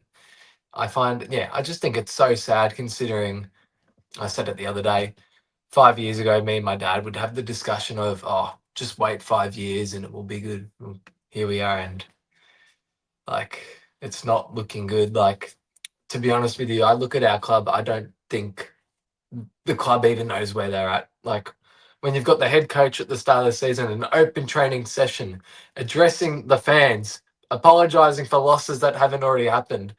Man, like, seriously? I mean, at least he was honest. Yeah, I guess so. Yeah, if we're going to take anything out of it, I guess he was honest, eh? But, like, fuck. Is that the standards that have been set in the club? And then this is a little bit more of a reach because it goes back further. But, I want to look at Nick Austin and Michael Voss. Vossi wanted to bring Dan Houston to the club. Nick Austin says, no, we're getting Jagger. I'm not saying it was right or wrong. All I'm saying is, clearly they are not in synergy. The list management and the head coach are not synergized at all. Look, if Dan Houston comes to the club, we're probably still shit regardless, right? We probably would have. He loses his All-Australian blazer easily. But yeah, I'm just noticing the club is not synergized at all. Well, now that we're at this point where it's looking like it's going like a sinking ship, Yeah. I'm even more happy that we went down the Jagger route. I know he's injured, Yeah. but imagine you've got a late 20s Houston playing, and we have this record that we have right now. Like, at least there was forward thinking for the future. Jagger's going to play, hopefully he's going to play for 10, 12 plus years. So Yeah. I know it's hard absolutely. to say that now and see it now. It's frustrating. He's not playing. He's done an ACL. We're not going to see him. Yeah. But I am still glad that they went down that route because I think, agree. yeah, I agree. But what Yeah. does that say? Where does the club think we are really at? Because they're going ahead and getting Jagger. That to me says they don't think we're in a window. Does it? I reckon. I mean, look, I think if Dan Houston did come across and we were playing a strong brand of football and the people running the club really believed that we were in a position to win a premiership, they probably would have got him, You know what you're getting. Whereas clearly they're not confident with, I don't know, the next couple of years and then Tasmania potentially coming in with all their draft picks. I think I said this to my dad. I really hope I'm wrong, but like, is this just another we got the Judd and Cripps era, the same sort of thing? We make finals a couple of times, but never top four. And was 2023 really this? Was that what this rebuild was at the peak of it? The semi-final, which fucking God hope it's not, but that would be pretty grim, eh? Yep. Yeah, that would be pretty grim. It would be grim. Yeah. It's looking again, like I said, it's right now it's looking like a sinking ship. Yeah, I think so. Well, where do you think we're at now? Like, do you think it is a sinking ship and the window's shut? Without getting too far ahead. No, I mean things change quickly for good and for bad. Mm. So yeah, things can look better quickly. Yeah, I hope so. So where do I think we're at? I think we are a mediocre team. I think we are in that 7th to 13th, 14th bracket. Like those middling teams who are going to have 1 or 2 games between them come the season finishing. I think that's where we'll land personally. But again, that's just my opinion and my guess. But there's what I thought we identified early in the season about the lack of soul after we lost to Collingwood and we're 0-4. A lot of us are talking about the soul being gone. I thought, all right, then they sort of reset, won a few games in a row, built what I thought was maybe a little bit of confidence, and then now today feels a little bit more like the end of that Collingwood game minus losing to Collingwood. Where you're just left questioning that soul because, last week was disappointing. The response was needed. Great opportunity, home deck, perfect conditions for, skills. It's funny because we go to Sydney, we can't beat the Swans at the SCG, can't beat Adelaide at Adelaide Oval. The Giants have struggled against us at Marvel at times. So we just seem to always be on the wrong end of these theories. I think the bye is perfect. And now that I reflect, 4 and 7 going into the bye is much easier to go harder at them and at themselves than what 5 and 6 would be. I did always feel, I think it was with you or someone else, I did always feel there was one more real disappointing loss before maybe a turnaround. And listen, I'm ready for either way. Either way, we're going to be here after games doing the shows. Like, this is whatever. Like, if we're sinking, we're sinking. I'll cover every day of it. If we're winning, waiting patiently for it, ever so patiently. Of course, absolutely. Yeah, absolutely. I just think it's such a shame as well. Like someone mentioned before as well with membership and all that. We haven't cracked 100,000 members yet this year. Good. So good. Which I'm I happy think about is that says where we are at. My dad, he doesn't want to renew his membership next year if we don't make finals. I don't blame him. Like I don't. And someone said it. We were on the way out, maybe 10 minutes left. Oh, someone yelled out, "Oh, fake fans leaving." Mate, fake fans. We've sat through so much shit. We turn up every week. Come on, like really? Yeah. Really? Yeah. I mean, we sat through 5-year plan rebuild.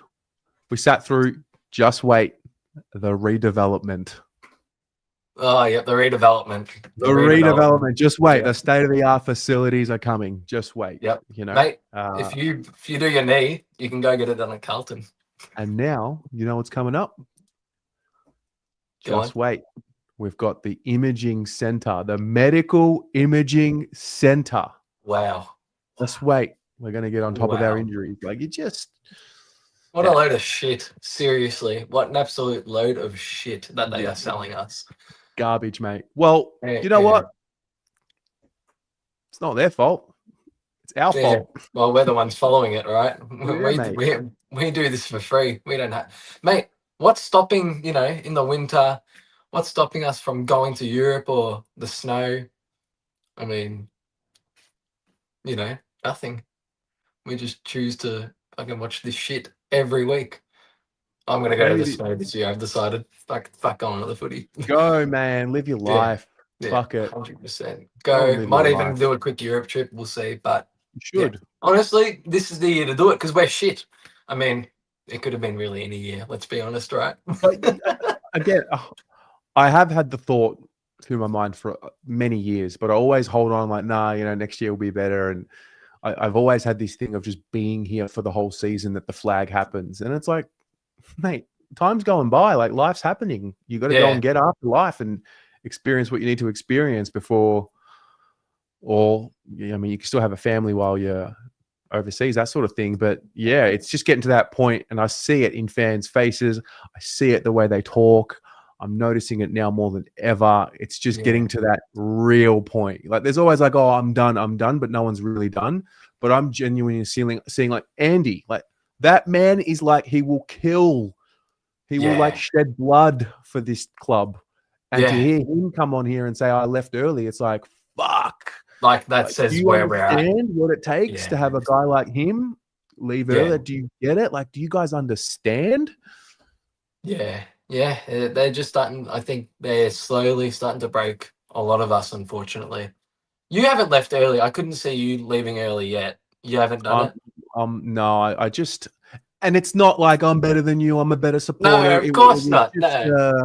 It was just ingrained. I remember back in the day when we were shit and I was a teenager, I'm like, it's going to be worth it when I'm here after every siren, all the beltings. I still remember losing to Collingwood in Daisy's first game where he fucking had an absolute howler. I remember sitting there, level 4 was freezing cold, had a beanie on, and I was like, it's all going to be worth it one day. It's all going to be worth it. I'm now going to like high school reunions. I went and my friend had her kid's first birthday, and it was like we graduated in 2008. And I'm seeing people who I haven't seen since 2008. And it's like, how's Carlton? I'm like, oh, actually pretty much the same since we graduated from high school. Wow. Oh my God. That's crazy. That is a way to look at it, eh? That is a real way to look at it. Life goes on, man. We've got to live our lives. We'll watch the football, but go and do it, man. Go get after it. Yeah, 100%. 100%. You know what was sad? One of our family friends came from Bendigo today. Made the 2-hour drive to watch that shit. I mean, I haven't really spoke to you about the game, but what is it to be said, It's the same shit from... You could put on any conversation from a fan cam session after a loss to GWS. The one that comes to mind is 2021, where Toby Green torped it from like 80 metres, I think. Do you remember that? How could I forget? 80-metre torp. He could only do that against us, I reckon. Only against us, Yeah. It's almost. Do you think 2021 is it's like Groundhog Day? Last week against the Swans, we were in it for a little bit. SCG, 2021, 2023, we do the same. We're like up and around the mark at the fourth quarter, and they fucking blow us out. This week, it's just the same shit, man. Look, I do get the comparisons, and like I understand it completely. It's all coincidence. At the end of the day, it's all about this year and 2025. But I mean, if you want to compare 2023, we were 4 wins, 8 losses, and a draw. Right now, heading into the bye, we're going to play in round 13 next against the Bombers. We're going to be 4 wins, 7 losses, and so we'll see if they want to lose to Essendon. Well. Oh man, do they want to lose? I dare them. As you said, I dare them. Yeah, I do dare them. I don't think they've got the guts to lose to Essendon in round 13. Yeah, well, if we lose to them, I think the scenes once again will be very grim. Very grim scenes. As I said, I think we spoke about it the other day. That inside 50 kick where Charlie and Owies looked at each other and it just flew over their head. I don't want to see a repeat of that. That was bad. But yeah, I guess at least we've got, I get a week off. Are you going to just tune out of the footy? Me? Yeah, for a week. Now that we got the week off, just tune out of it. No. Tune out though. No, I'm still plugged in. I'll have my time to tune out and plug out off season, but Yeah, this is it, mate. This is life. this is life as a Carlton supporter.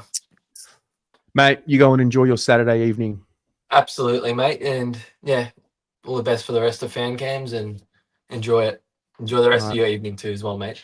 See you, brother. Adios, mate. Paolo. Hey, mate.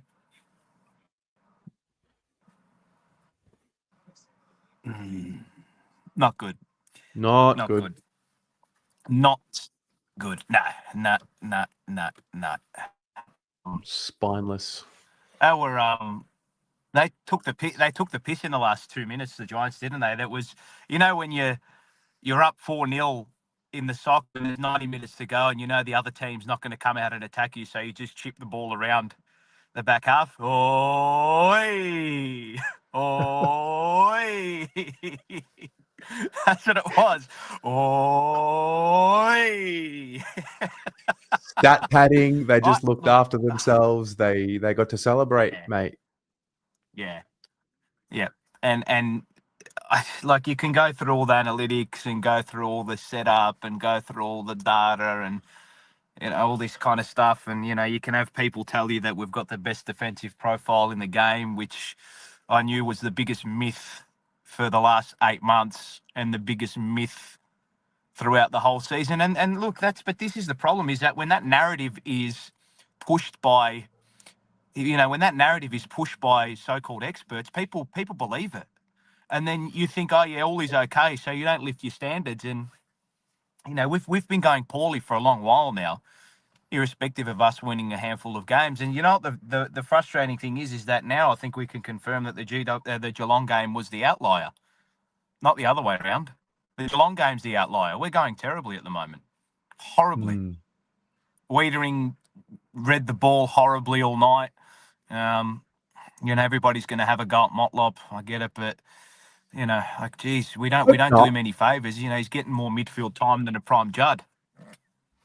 Yeah. Like, what's the point? It's just, Well, and you know what? Like, we set up today like we were the underdog. So, can you think of any team in the league that sets up with 3 tall forwards and has one of them playing a negating role on an opposing key defender? Can you name one team that does it? Yeah, I haven't seen that with at all. Thank you very much. Right, so I don't know that's if I've already ever a seen, negative I don't know if move, I've ever right? seen that. So you're conceding that one of their defenders is going to already get the better of probably Curnow or Mackay to a point, right? And then to see Harry Mackay deep in defence again, and then Harry Mackay at half-back stoppages in the ruck, and then to see Harry Mackay at stoppages in defence, and then to see him down in the back line again, and then having Charlie Curnow have to beat 3 players up the line, and then people wondering, oh, why are Carlton so inefficient when they move the ball forward? Well, we're kicking to Smalls, who are outnumbered every single time, and Smalls who are just, we don't play to amplify their strengths, unfortunately, and we are a team that struggles to defend because we have so many numbers behind the ball, and it's congested and very, very hard to move the ball when you're playing in limited space, like Jad said earlier. And then when you try to move the ball forward, well, you've really got no one to go to. When you're running, your back, when you're running towards goal from defence to the forward line is your back's facing the ball. So, and the lack of fight in the last quarter as well. Like, we wilted. And how easy did we concede today? My God, some of the goals. Oh, like, just disgusting. Did you 4 years into this expect us to be favourites at the game against GWS at Marvel Stadium?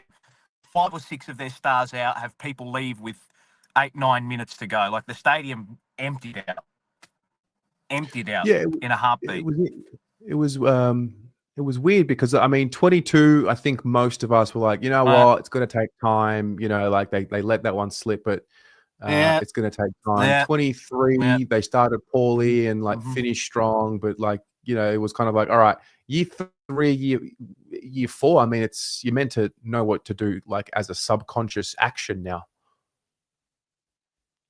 No, we are getting worse. It's funny how it's all come around full circle. Hey, now the pressure is starting to come on the coach leading into the King's birthday clash against Essendon. Eh?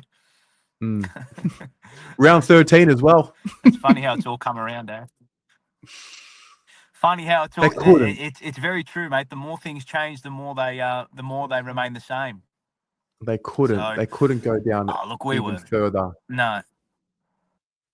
I mean, they could. They can. Yeah, I'm just with Maloney here. They can. Hello there. Who was? I think it was the Blackpool coach. You know, it can't possibly get any worse. It can.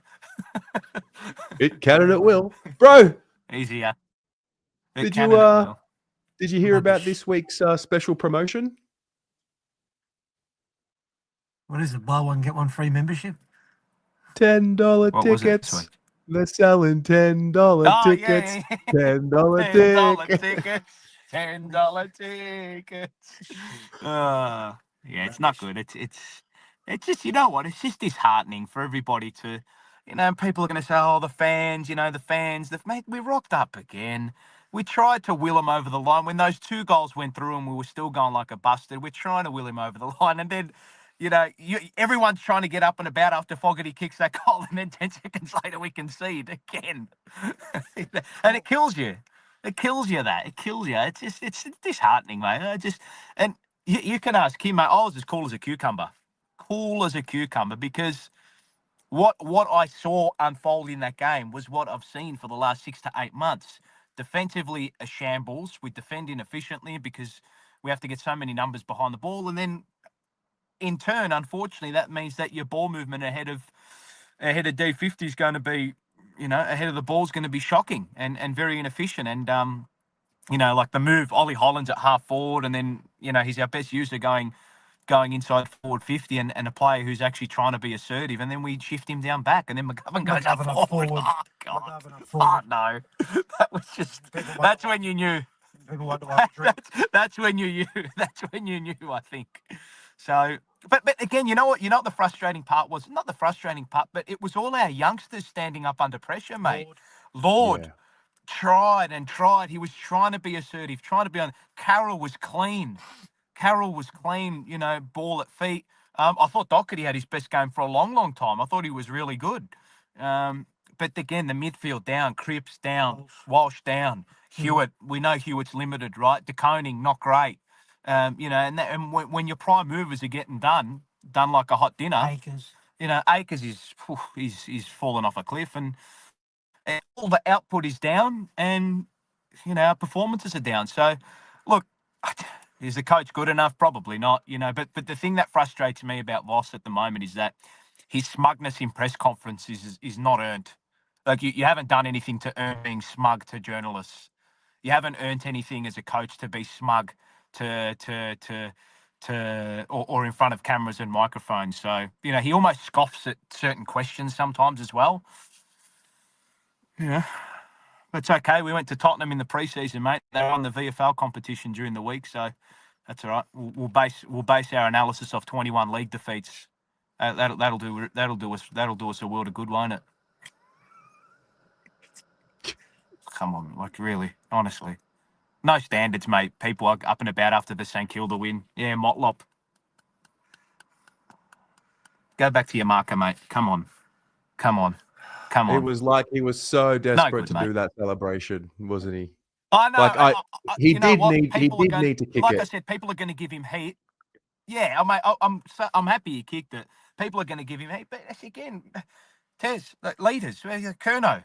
Ghost second half. What happened but again, there? Like him and yeah, but see, this is the thing. Him and Mackay are not helped by the way we set up around the ball, mate.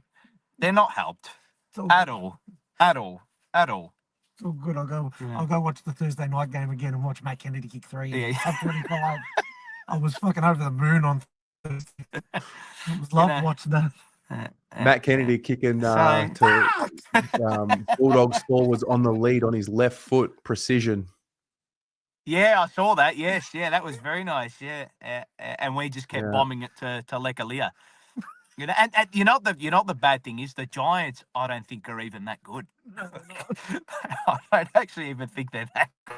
How did we beat Geelong? How did we actually do I that? told you, the Geelong game was the outlier. And the most frustrating part about today was I thought because it's our home game against the Giants, they're not going so well. I thought we'd set up aggressively. You know, equal numbers behind the ball. We don't really need a spare. I know they've got some good forwards, but, you know, don't send up spares to the stoppage. But unfortunately, you know, what we saw late in the game was what we've seen unfold over the last sort of 12 to 14 to 16 weeks. And it's not going to get any better if we continue going down this path. Can it turn? Doubtful. And then the concern now is that, you know, Voss has probably got a flawed game plan and a flawed mode of playing this game and a flawed system. And you heard what he said in the press conference. Sometimes we just need to double down. Mate, if we double down on what we're doing at the moment, it's going to get worse, isn't it? Is that not the... But, like, what's the excuse? Like, there's the personnel's not the excuse, right? Who's missing? Elijah. One player. Is that it? Yep. Yeah, I mean, Newey would be playing. Elijah would be playing. Yeah, Williams but again, would he's be a defender, playing. mate. Like, he's a defender, Newman. Like, it's not... Yeah. Williams, Williams. Yeah. Chincotta. Yeah. But are they really Chincotta going to might be move the playing. needle that No. far? No, the list is not You good know? enough for. It's not good enough. You know? Sauce Cottrell would be playing. So- Yeah, the chat's putting the people You know, in the and comments. again, well, Cottrell is I think Cottrell's a big out for us, that link between half forward and half back. But I don't know, maybe if Elijah and Cottrell are in this team, it looks a little better. But we're only just going at the moment. So, you know, and look, the coaches and players, they're probably the luckiest bunch of players in the world because the next 3 weeks they get an Essendon team, which ain't too crash hot, and then we get West Coast and North again. Yeah, what happens when they get done? Imagine if we lose one of those games, which is a possibility. Whew, sheesh. We're not that good, bro. We're not good. And that's the thing. Yeah, you're right. We're not that good that we can just say all those 3 games are a tick. That's we're the not that good. frustrating thing. So back to Essendon season. Coaches and players' careers are on the line on King's holiday. King's birthday holiday. Come on, I'm going to have a drink. Though. We're going for dinner. We need a red wine. Brace I reckon yourself, you need a mate. red wine too, just quietly. I will definitely easy. be We're having at a red nine. wine after this. Yeah. Yeah. Mate, we're at a lovely establishment, by the way, tonight. Shout out to Northern Gear. Northern Git. What a place on High Street, Northgate, mate. Next to the cafe. Oh, mate. Ooh, Next to your love it, yeah. parents' old cafe. Yeah, cafe. I know where. I know where. Righto. Have a good night. All right. See you, lads. Arrivederci, mate. Bye. Connor. Hello, Terry. Hello, mate. Talk to me about the game Mhm. today. What happened? Yes, mate.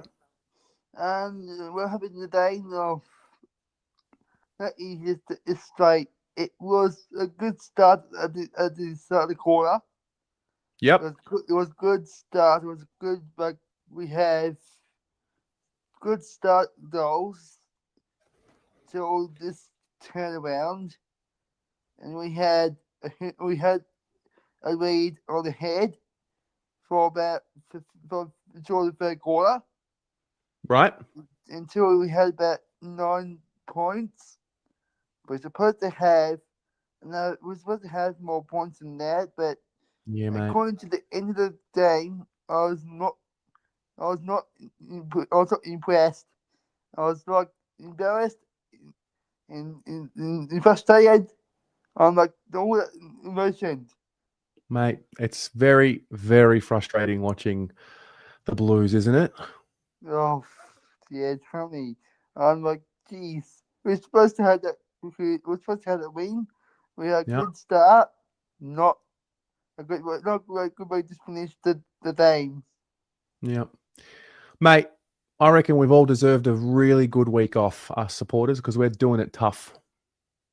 Yes, we sure do have a good same point. We had a Yeah. very tough week coming Yeah. around, but a good thing we need a little bit of break before we start the following week.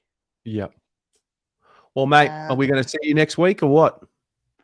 I will be there next week, but I was just confused when earlier today I thought you were going to do the teams live for the game today, but I think that never happened. I would have said my predictions. Yeah, it was an early game, so no game day stream. But Connor, stick fat, my friend. Stick with us. We'll speak to you next week. No, of course I will. I'll see you next week. Bye, mate. Bye. Beachy. There's no excuses for that performance today, Tez. There's none. Mate. None There's at all. absolutely none. You come off a loss to Sydney in Sydney last week. By the way, to put into context, okay, 93, 2011, 2019. 3 wins up there in the last 52 years. Okay, that's something else.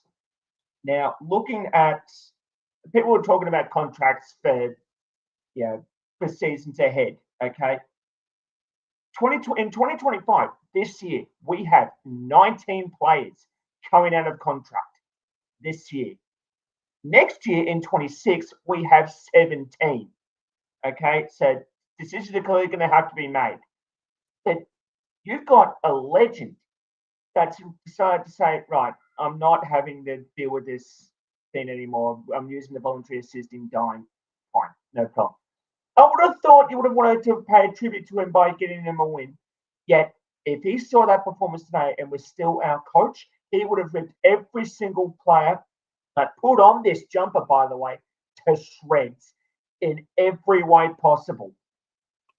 That is very well said. You know, you reminded me that, did you guys remember that we did a tribute at the 12:42 p.m.? Yes, I was a part of that.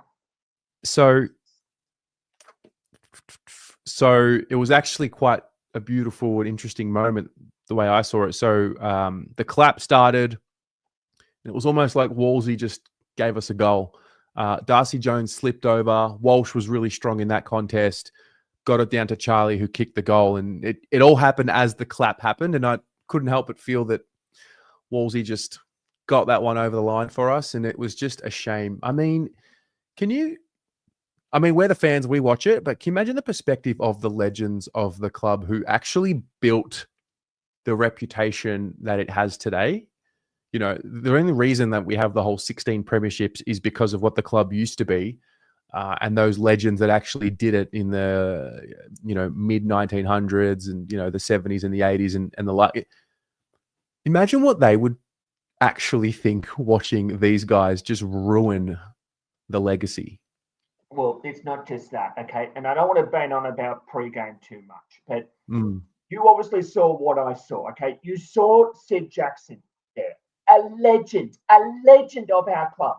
I'm there with my dad, and he said, bloody good player. I used to be one of the guys there to sit in the stand and watch him play. And I said, look, that's a conversation we could probably go on for about that. But I asked him, is he your generation's Eddie Betts? And he said, yeah, but Eddie Betts would have got goals that Sid Jackson couldn't get. And I thought, okay, fair enough. But anyway, look, enough of the pre-game. We want to try and talk about the game. I mean, I'm thinking to myself, okay, so this has happened. We want to get it done the right way. That's not what happened. We get beaten out of the middle. They're missing their A graders. We're missing a few ourselves, but that's no excuse. That's no excuse at all. Yet GWS come down here, off a loss to Fremantle at home, and they bounce back against us, where we're looking to try and do the same thing. What's gone wrong here?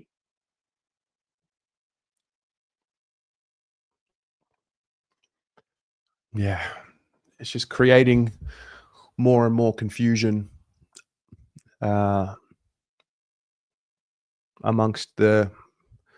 I mean, how can you say? I mean, current generation has been going around for a while now. It's like we don't even know what success is. I really don't even know. I mean, the kids that are coming through now, past us, they know nothing about it. I mean, you and I, Tez, we caught the back end of this, but we're very lucky to even remember it, let alone even see anything about it. Yeah, I don't remember any of it. I don't remember ever in my whole life going to the football and feeling that thing that I speak to some people who used to go and say, you just kind of knew that the boys, no matter what, they might start the game slowly, but you just knew they would win games. Like, I don't really know. I've never felt that.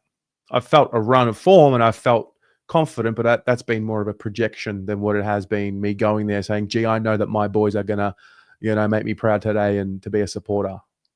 Yeah, exactly. And yeah, it's pretty much what I've known now as well. I mean, sure, I'm part of the generation that caught the back end of the success with the 95, 99. Yeah, fine. But since then, and of course there's 2011 and 2023. But since then, we've got absolutely nothing to show for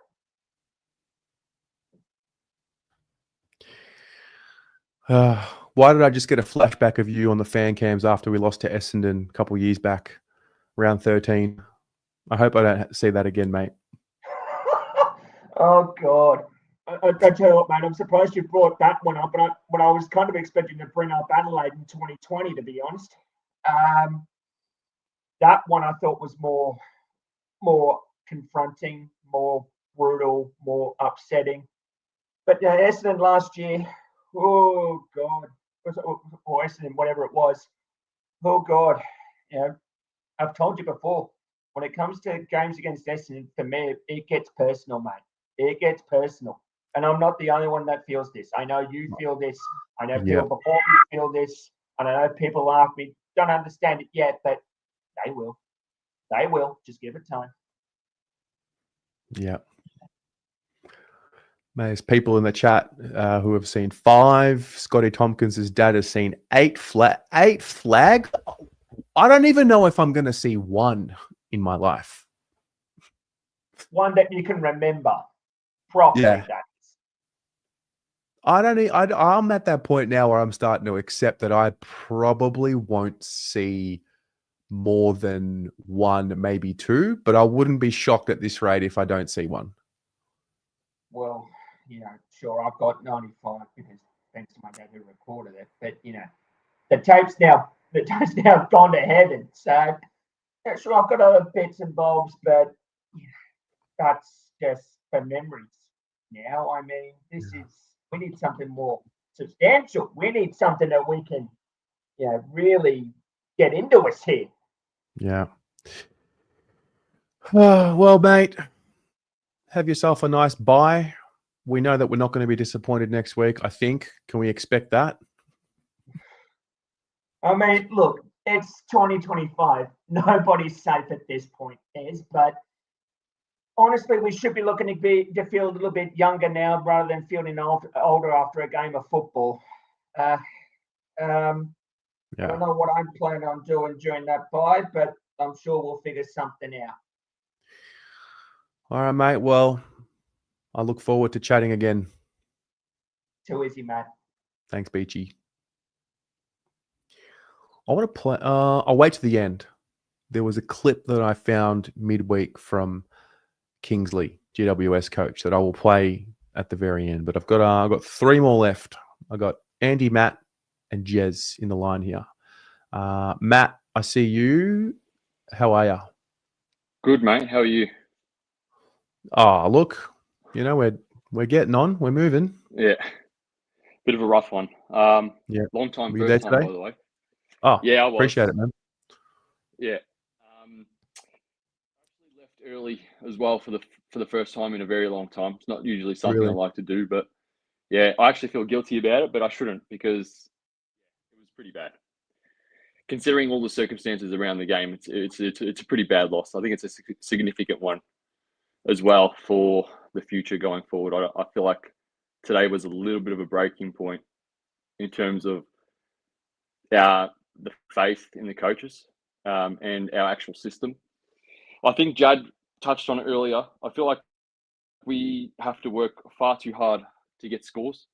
And as soon as we don't maximize the opportunities, it almost kills us. And I feel like that feeling is kind of streaming through the fan base as well. you just know, like that second quarter when we kicked 1-5 and we didn't maximize having the dominance, the field position dominance that we had.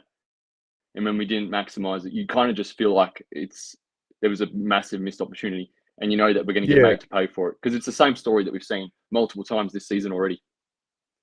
Well, this was interesting because we won the contested possession count by 38, inside 50 count by 11. We won the clearance battle by 4. Had 12 more free kicks, and we lost by, what did we lose by? 5 goals? Yeah, about that. Yeah, 28. Yeah. I'm also very hesitant to put all the blame on the coaches, because I feel like these things, it's very much a balance. I feel like there's a lot of mistakes that happen today that coaches simply can't control.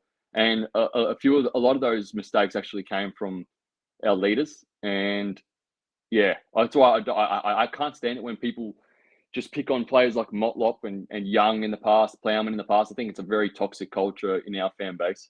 But yeah, I feel like you have to look at the leaders first before anyone else. And Wiedering has been really consistent for a really long time, but today was an insipid performance, I think. Yeah, look, he rarely plays badly like that. Yeah. I think Hewitt is another one who rarely plays like that, and they're both very consistent, very reliable. So it's not to say that, this is the definition of them. It's just they unfortunately both had bad games today. And yeah, I think I saw it with Wiedering when he dropped the mark in the air in the first quarter. I'm like, that. You don't see that often. Yeah, never. He never drops that. Yeah. So. And yeah, look, what are your thoughts on where the position we're in and where the blame kind of lies? I think it is. I think it's definitely a balance, but we're not maximizing the talent I think we have. And what are your thoughts on the position that we're in and where kind of lies the blame? I mean, we're 4-7. That's the reality. Yeah, that's where it lies right now. We shouldn't be there again. I personally think some of these guys have their head up their ass, and I think they need a bit of a reality check.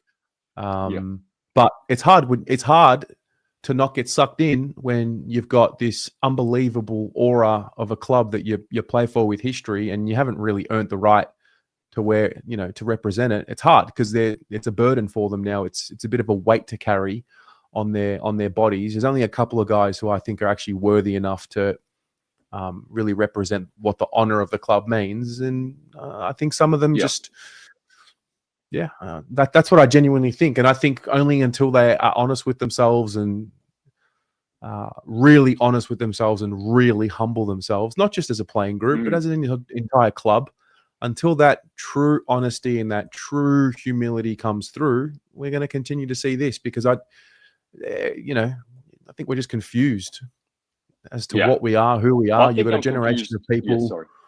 You've got a generation of people who saw 5 flags. You've got a generation of people who wouldn't know a fucking flag if it hit him between the face. You've got a club that's maximizing memberships, profits. You've got a football department that's you just got so many different angles and avenues of what's happening, and I just think we're a bit lost. Yeah, I agree. Look, I thought some of our efforts were still really good today, and that's the part where it makes me think that a big portion of the blame has to lie with the coaches, because I feel like we're applying the game plan. The game plan is at the moment doing enough for us to generate opportunity and be in the game, but it's not maximizing those efforts. I feel like we're not getting enough reward, and I feel like it's just a little bit the way we set up. I think Paolo touches on it, the way we kind of defend, and the way we defend is kind of handicapping the way we can actually attack as well. And you got to be balanced. You can't sacrifice. And I think we went through the same thing early parts of 2023 when we really tried to implement a defensive first game plan. And then, the players were kind of lost when we had the ball, and you can see the hesitation with them, and we kind of looked lost. And it wasn't until he took the shackles off that we started to see the confidence and, going back the other way. We started to put big scores on the board and look really quick with the ball. And it feels like we shouldn't be back in this position 2 years later. For what it's worth, I believe a defense-first approach is important. And I know it's easy Yep. to forget, but that's what was lacking before Voss came Last into year. the club. Guys that were and actually that's it. accountable for the contest, so and defense. So Yep. I don't have an issue with the defense first mentality. I think defense wins finals and defense wins championships. It's just what happens after you win we have no issue winning the football at all. Yeah, that's not an right. issue being hard at the contest and winning the football. What happens after that is clearly the issue. I mean, and that's just me being, I'm a student of the game. I'm not an expert. I'm not an analyst. That's my best guess, you know, but I don't see an issue with this team winning the football. It's just what happens once it's in their hands. Yeah, no, I agree. We're doing enough to be in the games, but for where this list is at, it should be, or in terms of, well, the projection of where we should have been this year. Yeah, we're falling well below the mark at the moment. Well, that's the truth. Yeah, so they've got to either find something post buy, find some sort of find something, or they run the risk of serious changes happening. Because I do believe this will be. So we've seen the B graders get shoved off. So we're talking a few years back, you know, the Fishers, the Dows, the guys that we had hope for, but it didn't work out. So we've seen them get shipped off. We've then seen the injury-prone players get shipped off last off-season, Marchbank, Cunningham, Martin, etc. I think if it keeps going down this route, we might see brand name players go in order to make a bit of a regeneration of the list. I don't believe in the whole I think we have been tricked by the word rebuild, which means give the club time and another 5-year plan. No, fuck no. Make a few little changes and regenerate it if you need to, if it doesn't work out. I would hate that we go back into this, it's a rebuild, wait for 2030. No, hell no. No, we can't. We can't afford to. You look at the profile of the list, this is it. And I think we've obviously touched on it in recent weeks. I've heard you say it as well, that we've invested everything into this list. This has to be the list. So this has to be the way we go forward with this main group. And I think the breaking point in terms of the coaching staff might be this season, because you look at the contract situations as well. I just think we've got to maximize. We've got to get everything out of this list where we are now. Yeah. Well, it doesn't help when you've paid players nearly $1 million and they can't execute in the critical moments, but they kick 2-3 goals in the first half. Doesn't help when you do that. I just think that was disappointing. Yeah, I mean, like Charlie and Harry have to grow up.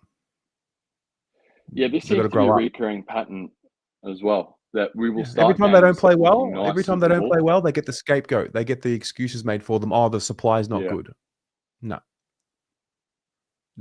I'm not copping it. I just think there's no excuses anymore. I think that's always been a bit of a thing with Harry, is being able to impose himself on games. He has done it a couple times this year, but he doesn't. I don't think he does it regularly enough. Like today, had almost zero impact on the game. And I love Harry. I think he's been unfairly criticised in the past by some of his own supporters as well. But yeah, you just when you're relying on, you need to rely a bit more on those leaders to step up a bit more, and we're not getting it from them at the moment. Yeah. So anyway, mate, appreciate you calling in. Yeah, no, thank you, Tez. Enjoy the rest of your night. You too, whatever man. you're doing. Yeah, thanks, mate. Talk to you soon. All right, 2 more. Andy, Jez. Andy. Tez, the fuck am I hearing about $10 tickets? You mean what the fuck? Are we serious? $10 tickets. $10 tickets. $10 tickets. I'm done. I'm over it, mate. What are we doing? Why have we regressed back again? How are we worse than last week? Yeah. Tough one. Look, I've been doing these fan cams, mate. I've been doing these fan cams for 3 goddamn years. I've been here since round 10, 2022 against Collingwood, where I remember this, I tried attempting to ring a friend of mine at the time who was a Collingwood supporter. Didn't go too well. And you know what? I learned. Sometimes shit happens. I had to learn that mentality for 3 years straight. And I can tell you, I have learned more from this channel in 3 years' time than these players have showcased today. I'm telling you, they're not hungry enough. They're never hungry enough to win any fucking games unless they can prove to me that everything's about them. It's about their image. It's about the brand of the fucking football. It's about the brand. It's never about the soul of the football, and it's never been about that. I'm tired of it, man. I'm tired of it. It's like the definition of insanity over and over again. We can try doing the same things. We keep saying the 5 goddamn things. We can keep trying to say under accountability, all this and all that. But it's like, it all stays the same some way or another. It's just diabolical, I'm telling you. Ugh, just why? Why are these players so stubborn sometimes? They are so stubborn to be hungry. Because guess what? In football, sometimes you have to learn to take the fucking game on and show and take some risks doing it. It may not always happen. It may not always go right. But god damn it, if I were a football player, I would make some stupid mistakes in and there, right? But god damn it, the most I can do is to put in my fullest effort. Not that they care though, because the fucking brand is like a $10 tickets. Right, Yeah. mate, I can order 3 cheeseburgers for that price. Mate, Ugh. honestly, don't let it get to you that much. They're not worth your time. They're not worth your care factor, unfortunately. I know. I had that's the thing. I've been living through a better life, you know. But if you I've you been know do- if you need I've to been let it doing- out, then I love it. Going on. I mean, Um, I'm just saying, you know, it takes a lot out of me to like, you know, get this pissed off, but I keep saying to myself that it's just not worth it. I have a life to fulfill. Like, you know, I've been practicing work experience. I've been expanding my resume outside of here. I want it to fulfill something in life, and sometimes I might be wrong. Sometimes I might have some opinions that some of them disagree with. And you know what? That's on them, all right? Let them be. Because, you know, that's okay, we all human. But mate. This week was really the camel that broke the camel's back, isn't it? Yeah, I mean, look, everyone's got their breaking point. So if today was yours, mate, then yeah, it is what it is. But I don't blame you. I'm glad that you have somewhere to let it off. Mate. But now yeah. Let's just have to play for the bloody emblem at this point. Just play for the emblem. Do something. Have some soul. Yeah, man. Yeah. Forget the All right. brand. Focus more on what we're best at. Yeah. That's the thing. The brand, it's a popular brand. That's the problem. Our brand is really popular at the moment because we're one of the biggest clubs in the league. Sometimes it's hard to be as popular league. Sometimes it's hard for the executives to notice when a decline happens. It's all shit hits the fan. Yeah. It's a shame, Mate, to be honest. What's on for the rest of the night?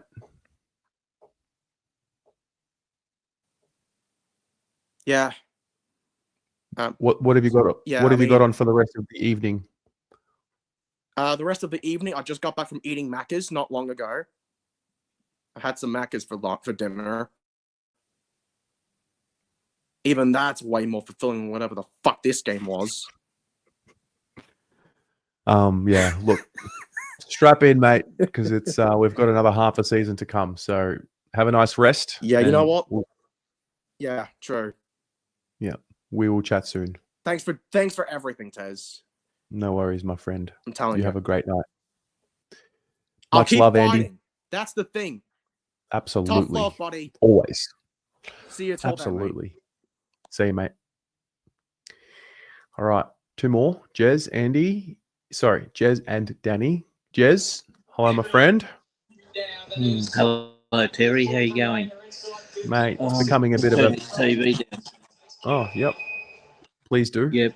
Well, as Andy said, if you keep doing the same thing, you get the same result. So it's getting very tiring watching them play, right? I mean, they win the game for most of the day, but they're just, I don't know. I thought there was a lack of heart by a lot of players, right?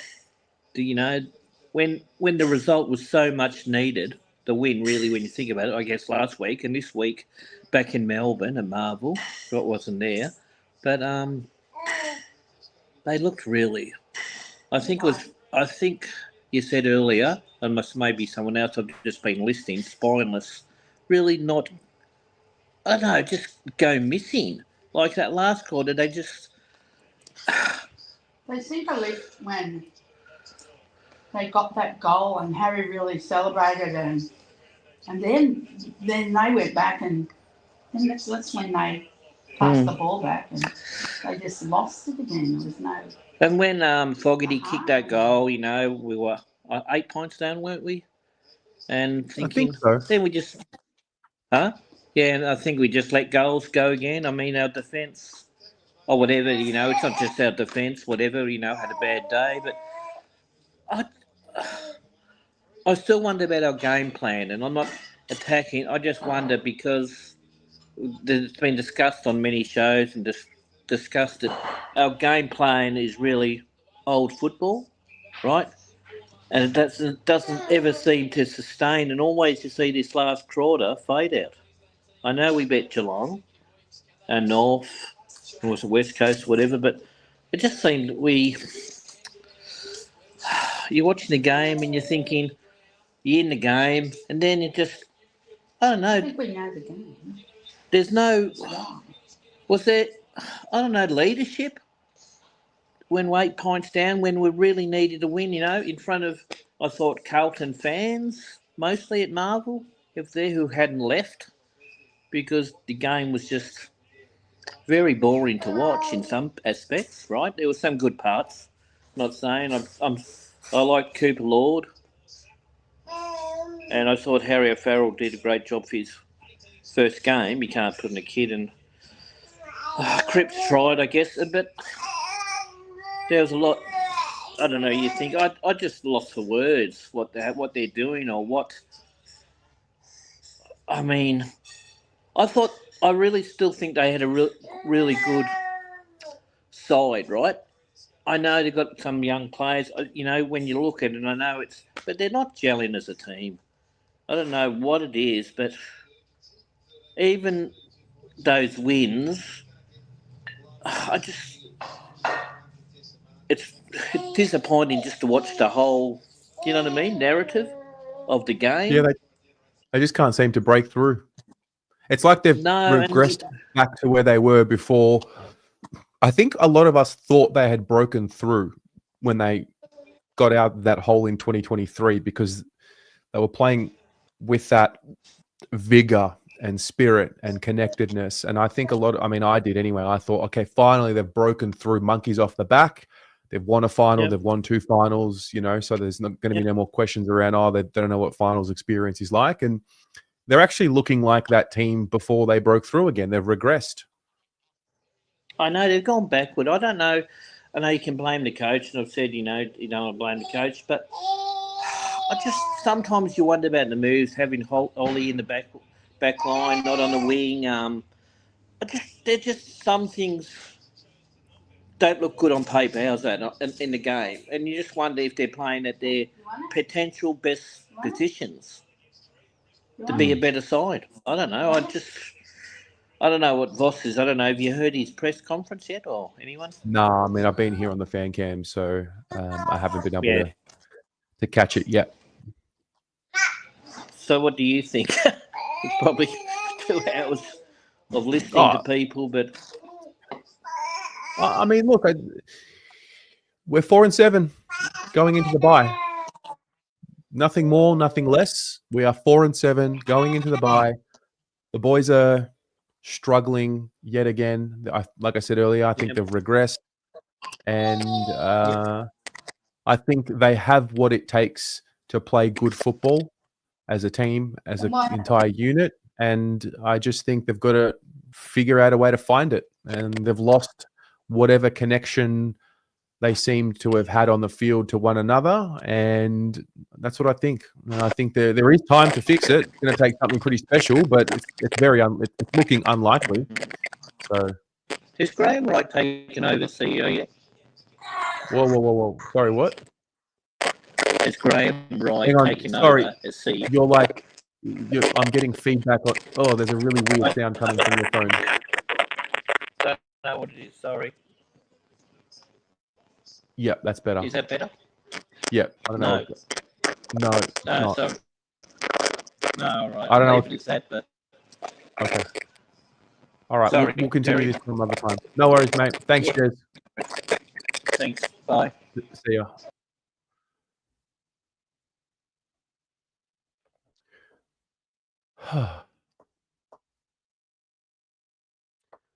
Oh, well, another one bites the dust. I want to play this video that I found when I was listening to Kingsley's press conference. This was pre-game.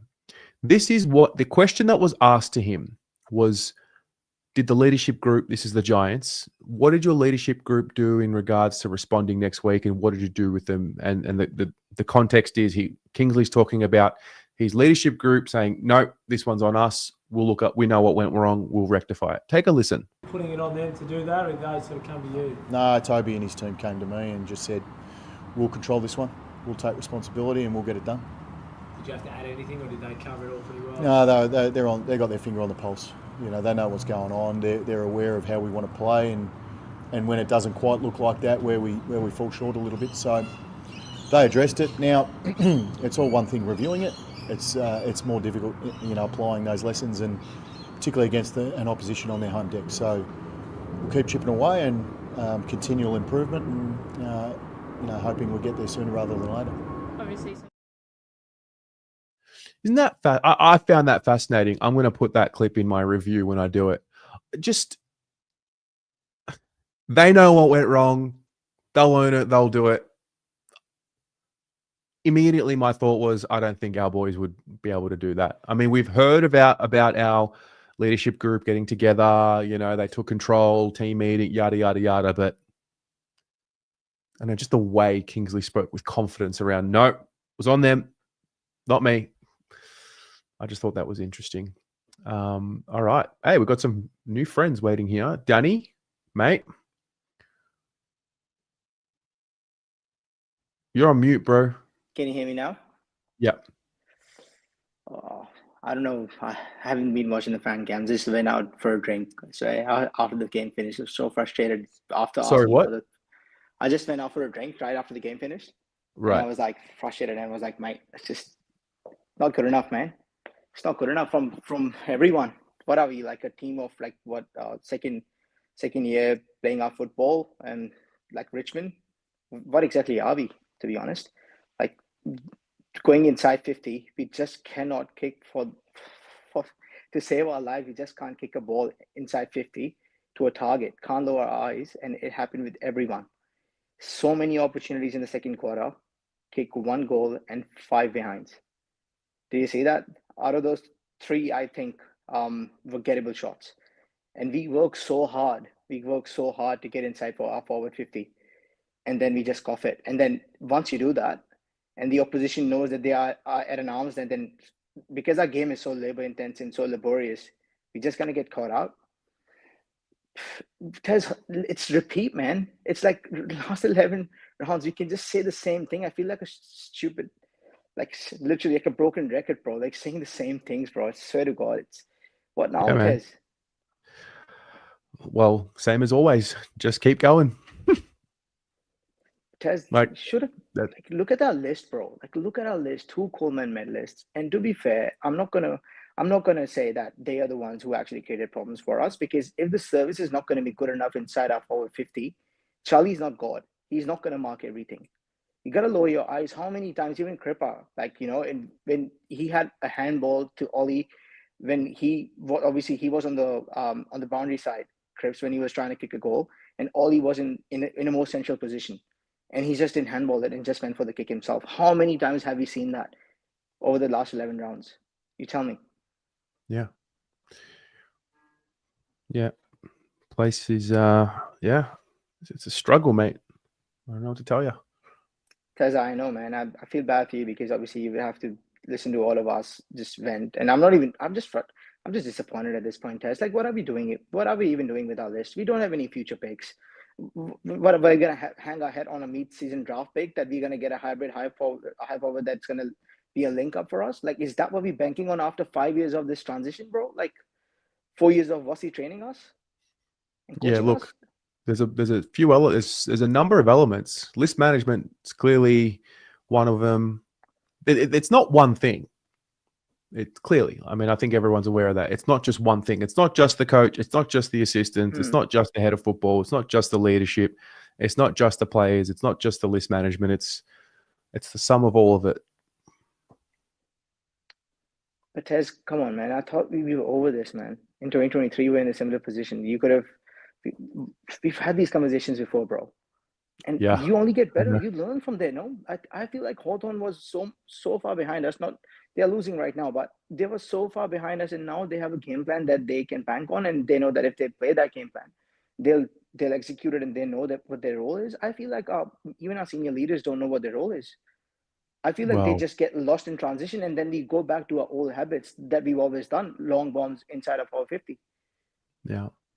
It must be frustrating to watch in the game, man. I'm very bad watching Tez. Like I was by myself watching the game today at home. Didn't go to the game, and I swear to God, thankfully the neighbors didn't call the coppers on me because I was yelling at my TV, man. Just getting just holding the ball, and I think even Tom DeConning 1.7 mil, and see the thing is salary cap is not our fault. The players on the field that are on the field who are executing their roles is what we're concerned with. We don't deal with the payroll, so whatever. But you can't tell me that TDK played a better role than Briggs did. No, I think he got beaten today, personally. Has way too from here. Like, we've had these conversations, so there's no point. I know you probably have spoken your mind as well. I know there's Bombers, but then there's Bombers, there's North Melbourne, there's West Coast, but then there's again Port Adelaide after that. Who's to say that they're going to be desperate for a win? Like, every time a team is desperate Mate, honestly, that's 5 weeks away. Port Adelaide in Adelaide.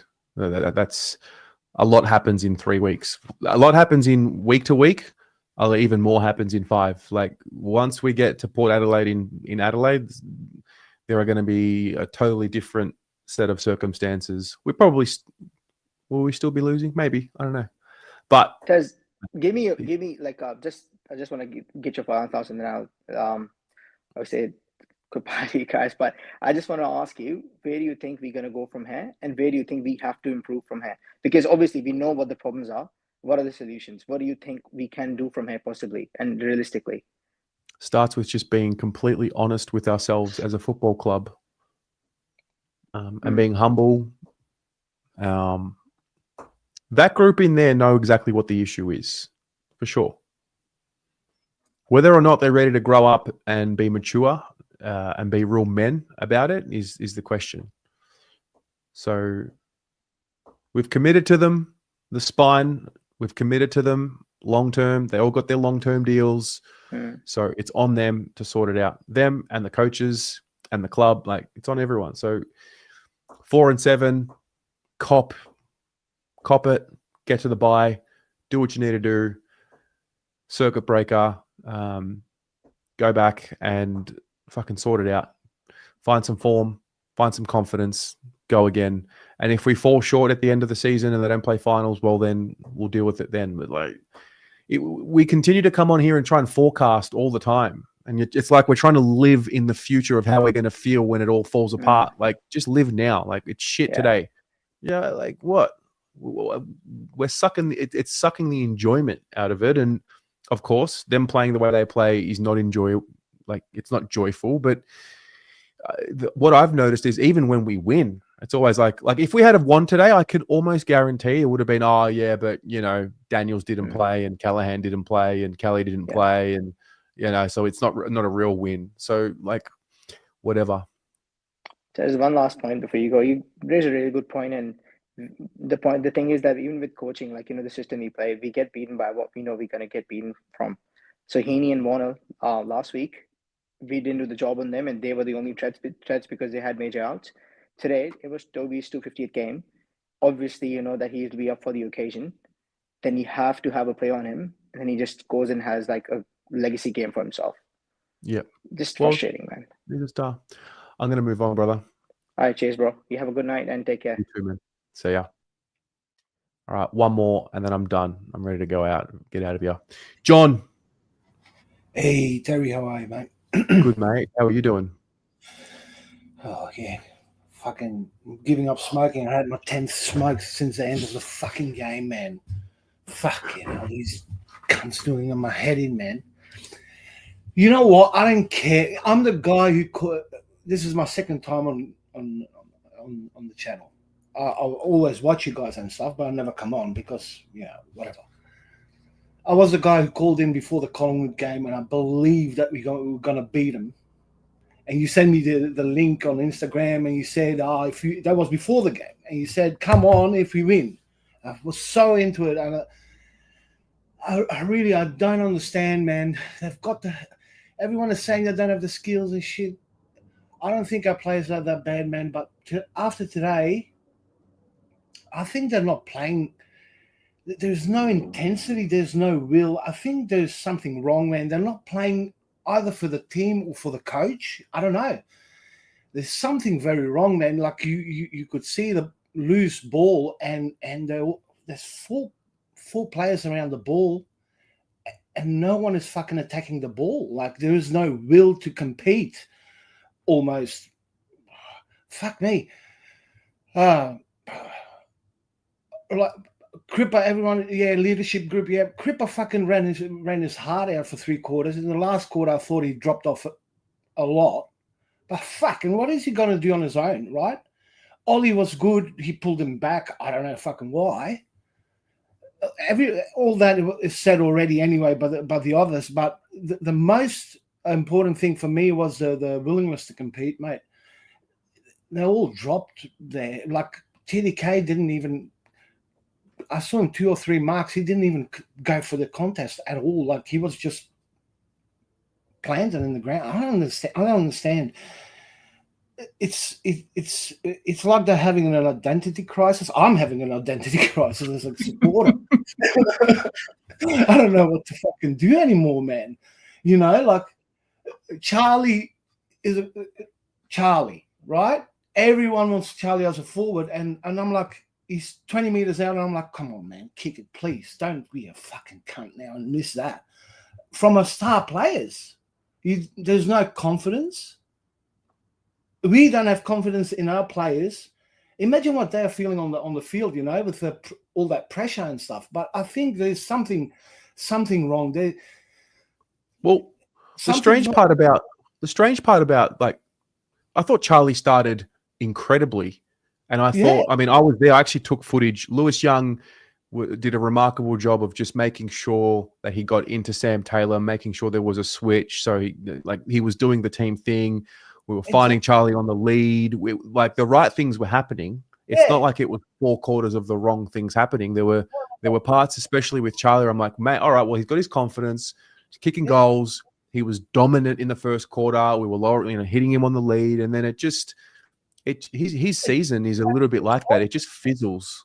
Yeah, and then Harry as well, right? Harry, you see him like he starts strong, this and that, and then in the second quarter, I think he can't fucking grab the ball under his knees, man. He can't contest. What the fuck is that? He's much better than that. It's like that can't be fucked. Yeah. Sorry for swearing as well, but I don't know. Okay. For me, the young blokes played really well. Ollie was really good, I reckon, anyway. Goff did what he could do. I reckon other than that, man, fucking hell, there was a lot of passengers today. and just watching. Saad was on fucking. I hate him anyway on green, and he gives him 40 meters every single fucking time. Yeah. And then as a coach, if that a heads up doesn't work, fucking switch it up. Put someone else on him, man. Yeah. Anyway, sorry for rattling on, mate. Okay, mate. Thanks for coming on and sharing. My chest. I'm glad you could get it off your chest, mate. Yeah, I saw your cigarette and I was jealous. I'm like, fuck, could do with one of them. Oh man, I'm telling you, I've been doing so well for the past week and a half, and out of control today. Fuck it. I'm gonna have a scotch and fucking back it. Fuck it. Mate, enjoy. Mate. See you soon. Enjoy the rest of your weekend, and enjoy the bye next week, mate. And till next time. Go Blues. Go the Blue Baggers. Let's go. Love it. Thanks, John. Okay, now we're over. I've got a few super chats that I missed. JD Eagles, thank you very much. Slobbo with the 15, turned it off last week after watching the first 5 minutes. Same again this week. I can feel it in my gut and loins, losing interest in even watching them. You can see the decline is setting in. Yeah. Rat, Poison, daughter of a suicide, $10, an excellent host of the channel, and it's the same in the chat. Thanks, Terry. Thank you for being here. Great opposition supporter who comes in and makes great contributions. Thank you very much. JD Eagles, thank you. Love the content. Things will turn around for the Blues. Will they? I hope so. I genuinely hope so. Yeah. All right. There's another one. I mean, at least it's not 2:30 in the morning. At least it's 7 p.m.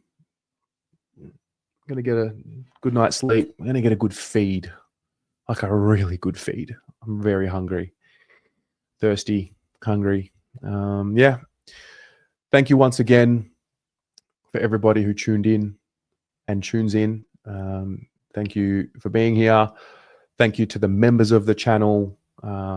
Glad that we got to do another member giveaway. Oh yeah, also Adrian, thank you again for these. These are cool. Cuda bobblehead, and I don't know what this is. This is a bendy mascot. I'm gonna guess this is from like the 80s, the 70s maybe. So that was, you didn't need to give me that, but that was very nice. And yeah, lots more to come. For those of you who are able to support as a member. And yeah, if you're not subscribed to the channel, hit the subscribe button. I will see you guys in the review. We'll just keep going. That's the way it is. Don't get stuck in the mud. We've got to keep moving forward. And hopefully the team does as well. Have a good one. Much love. Go Blues.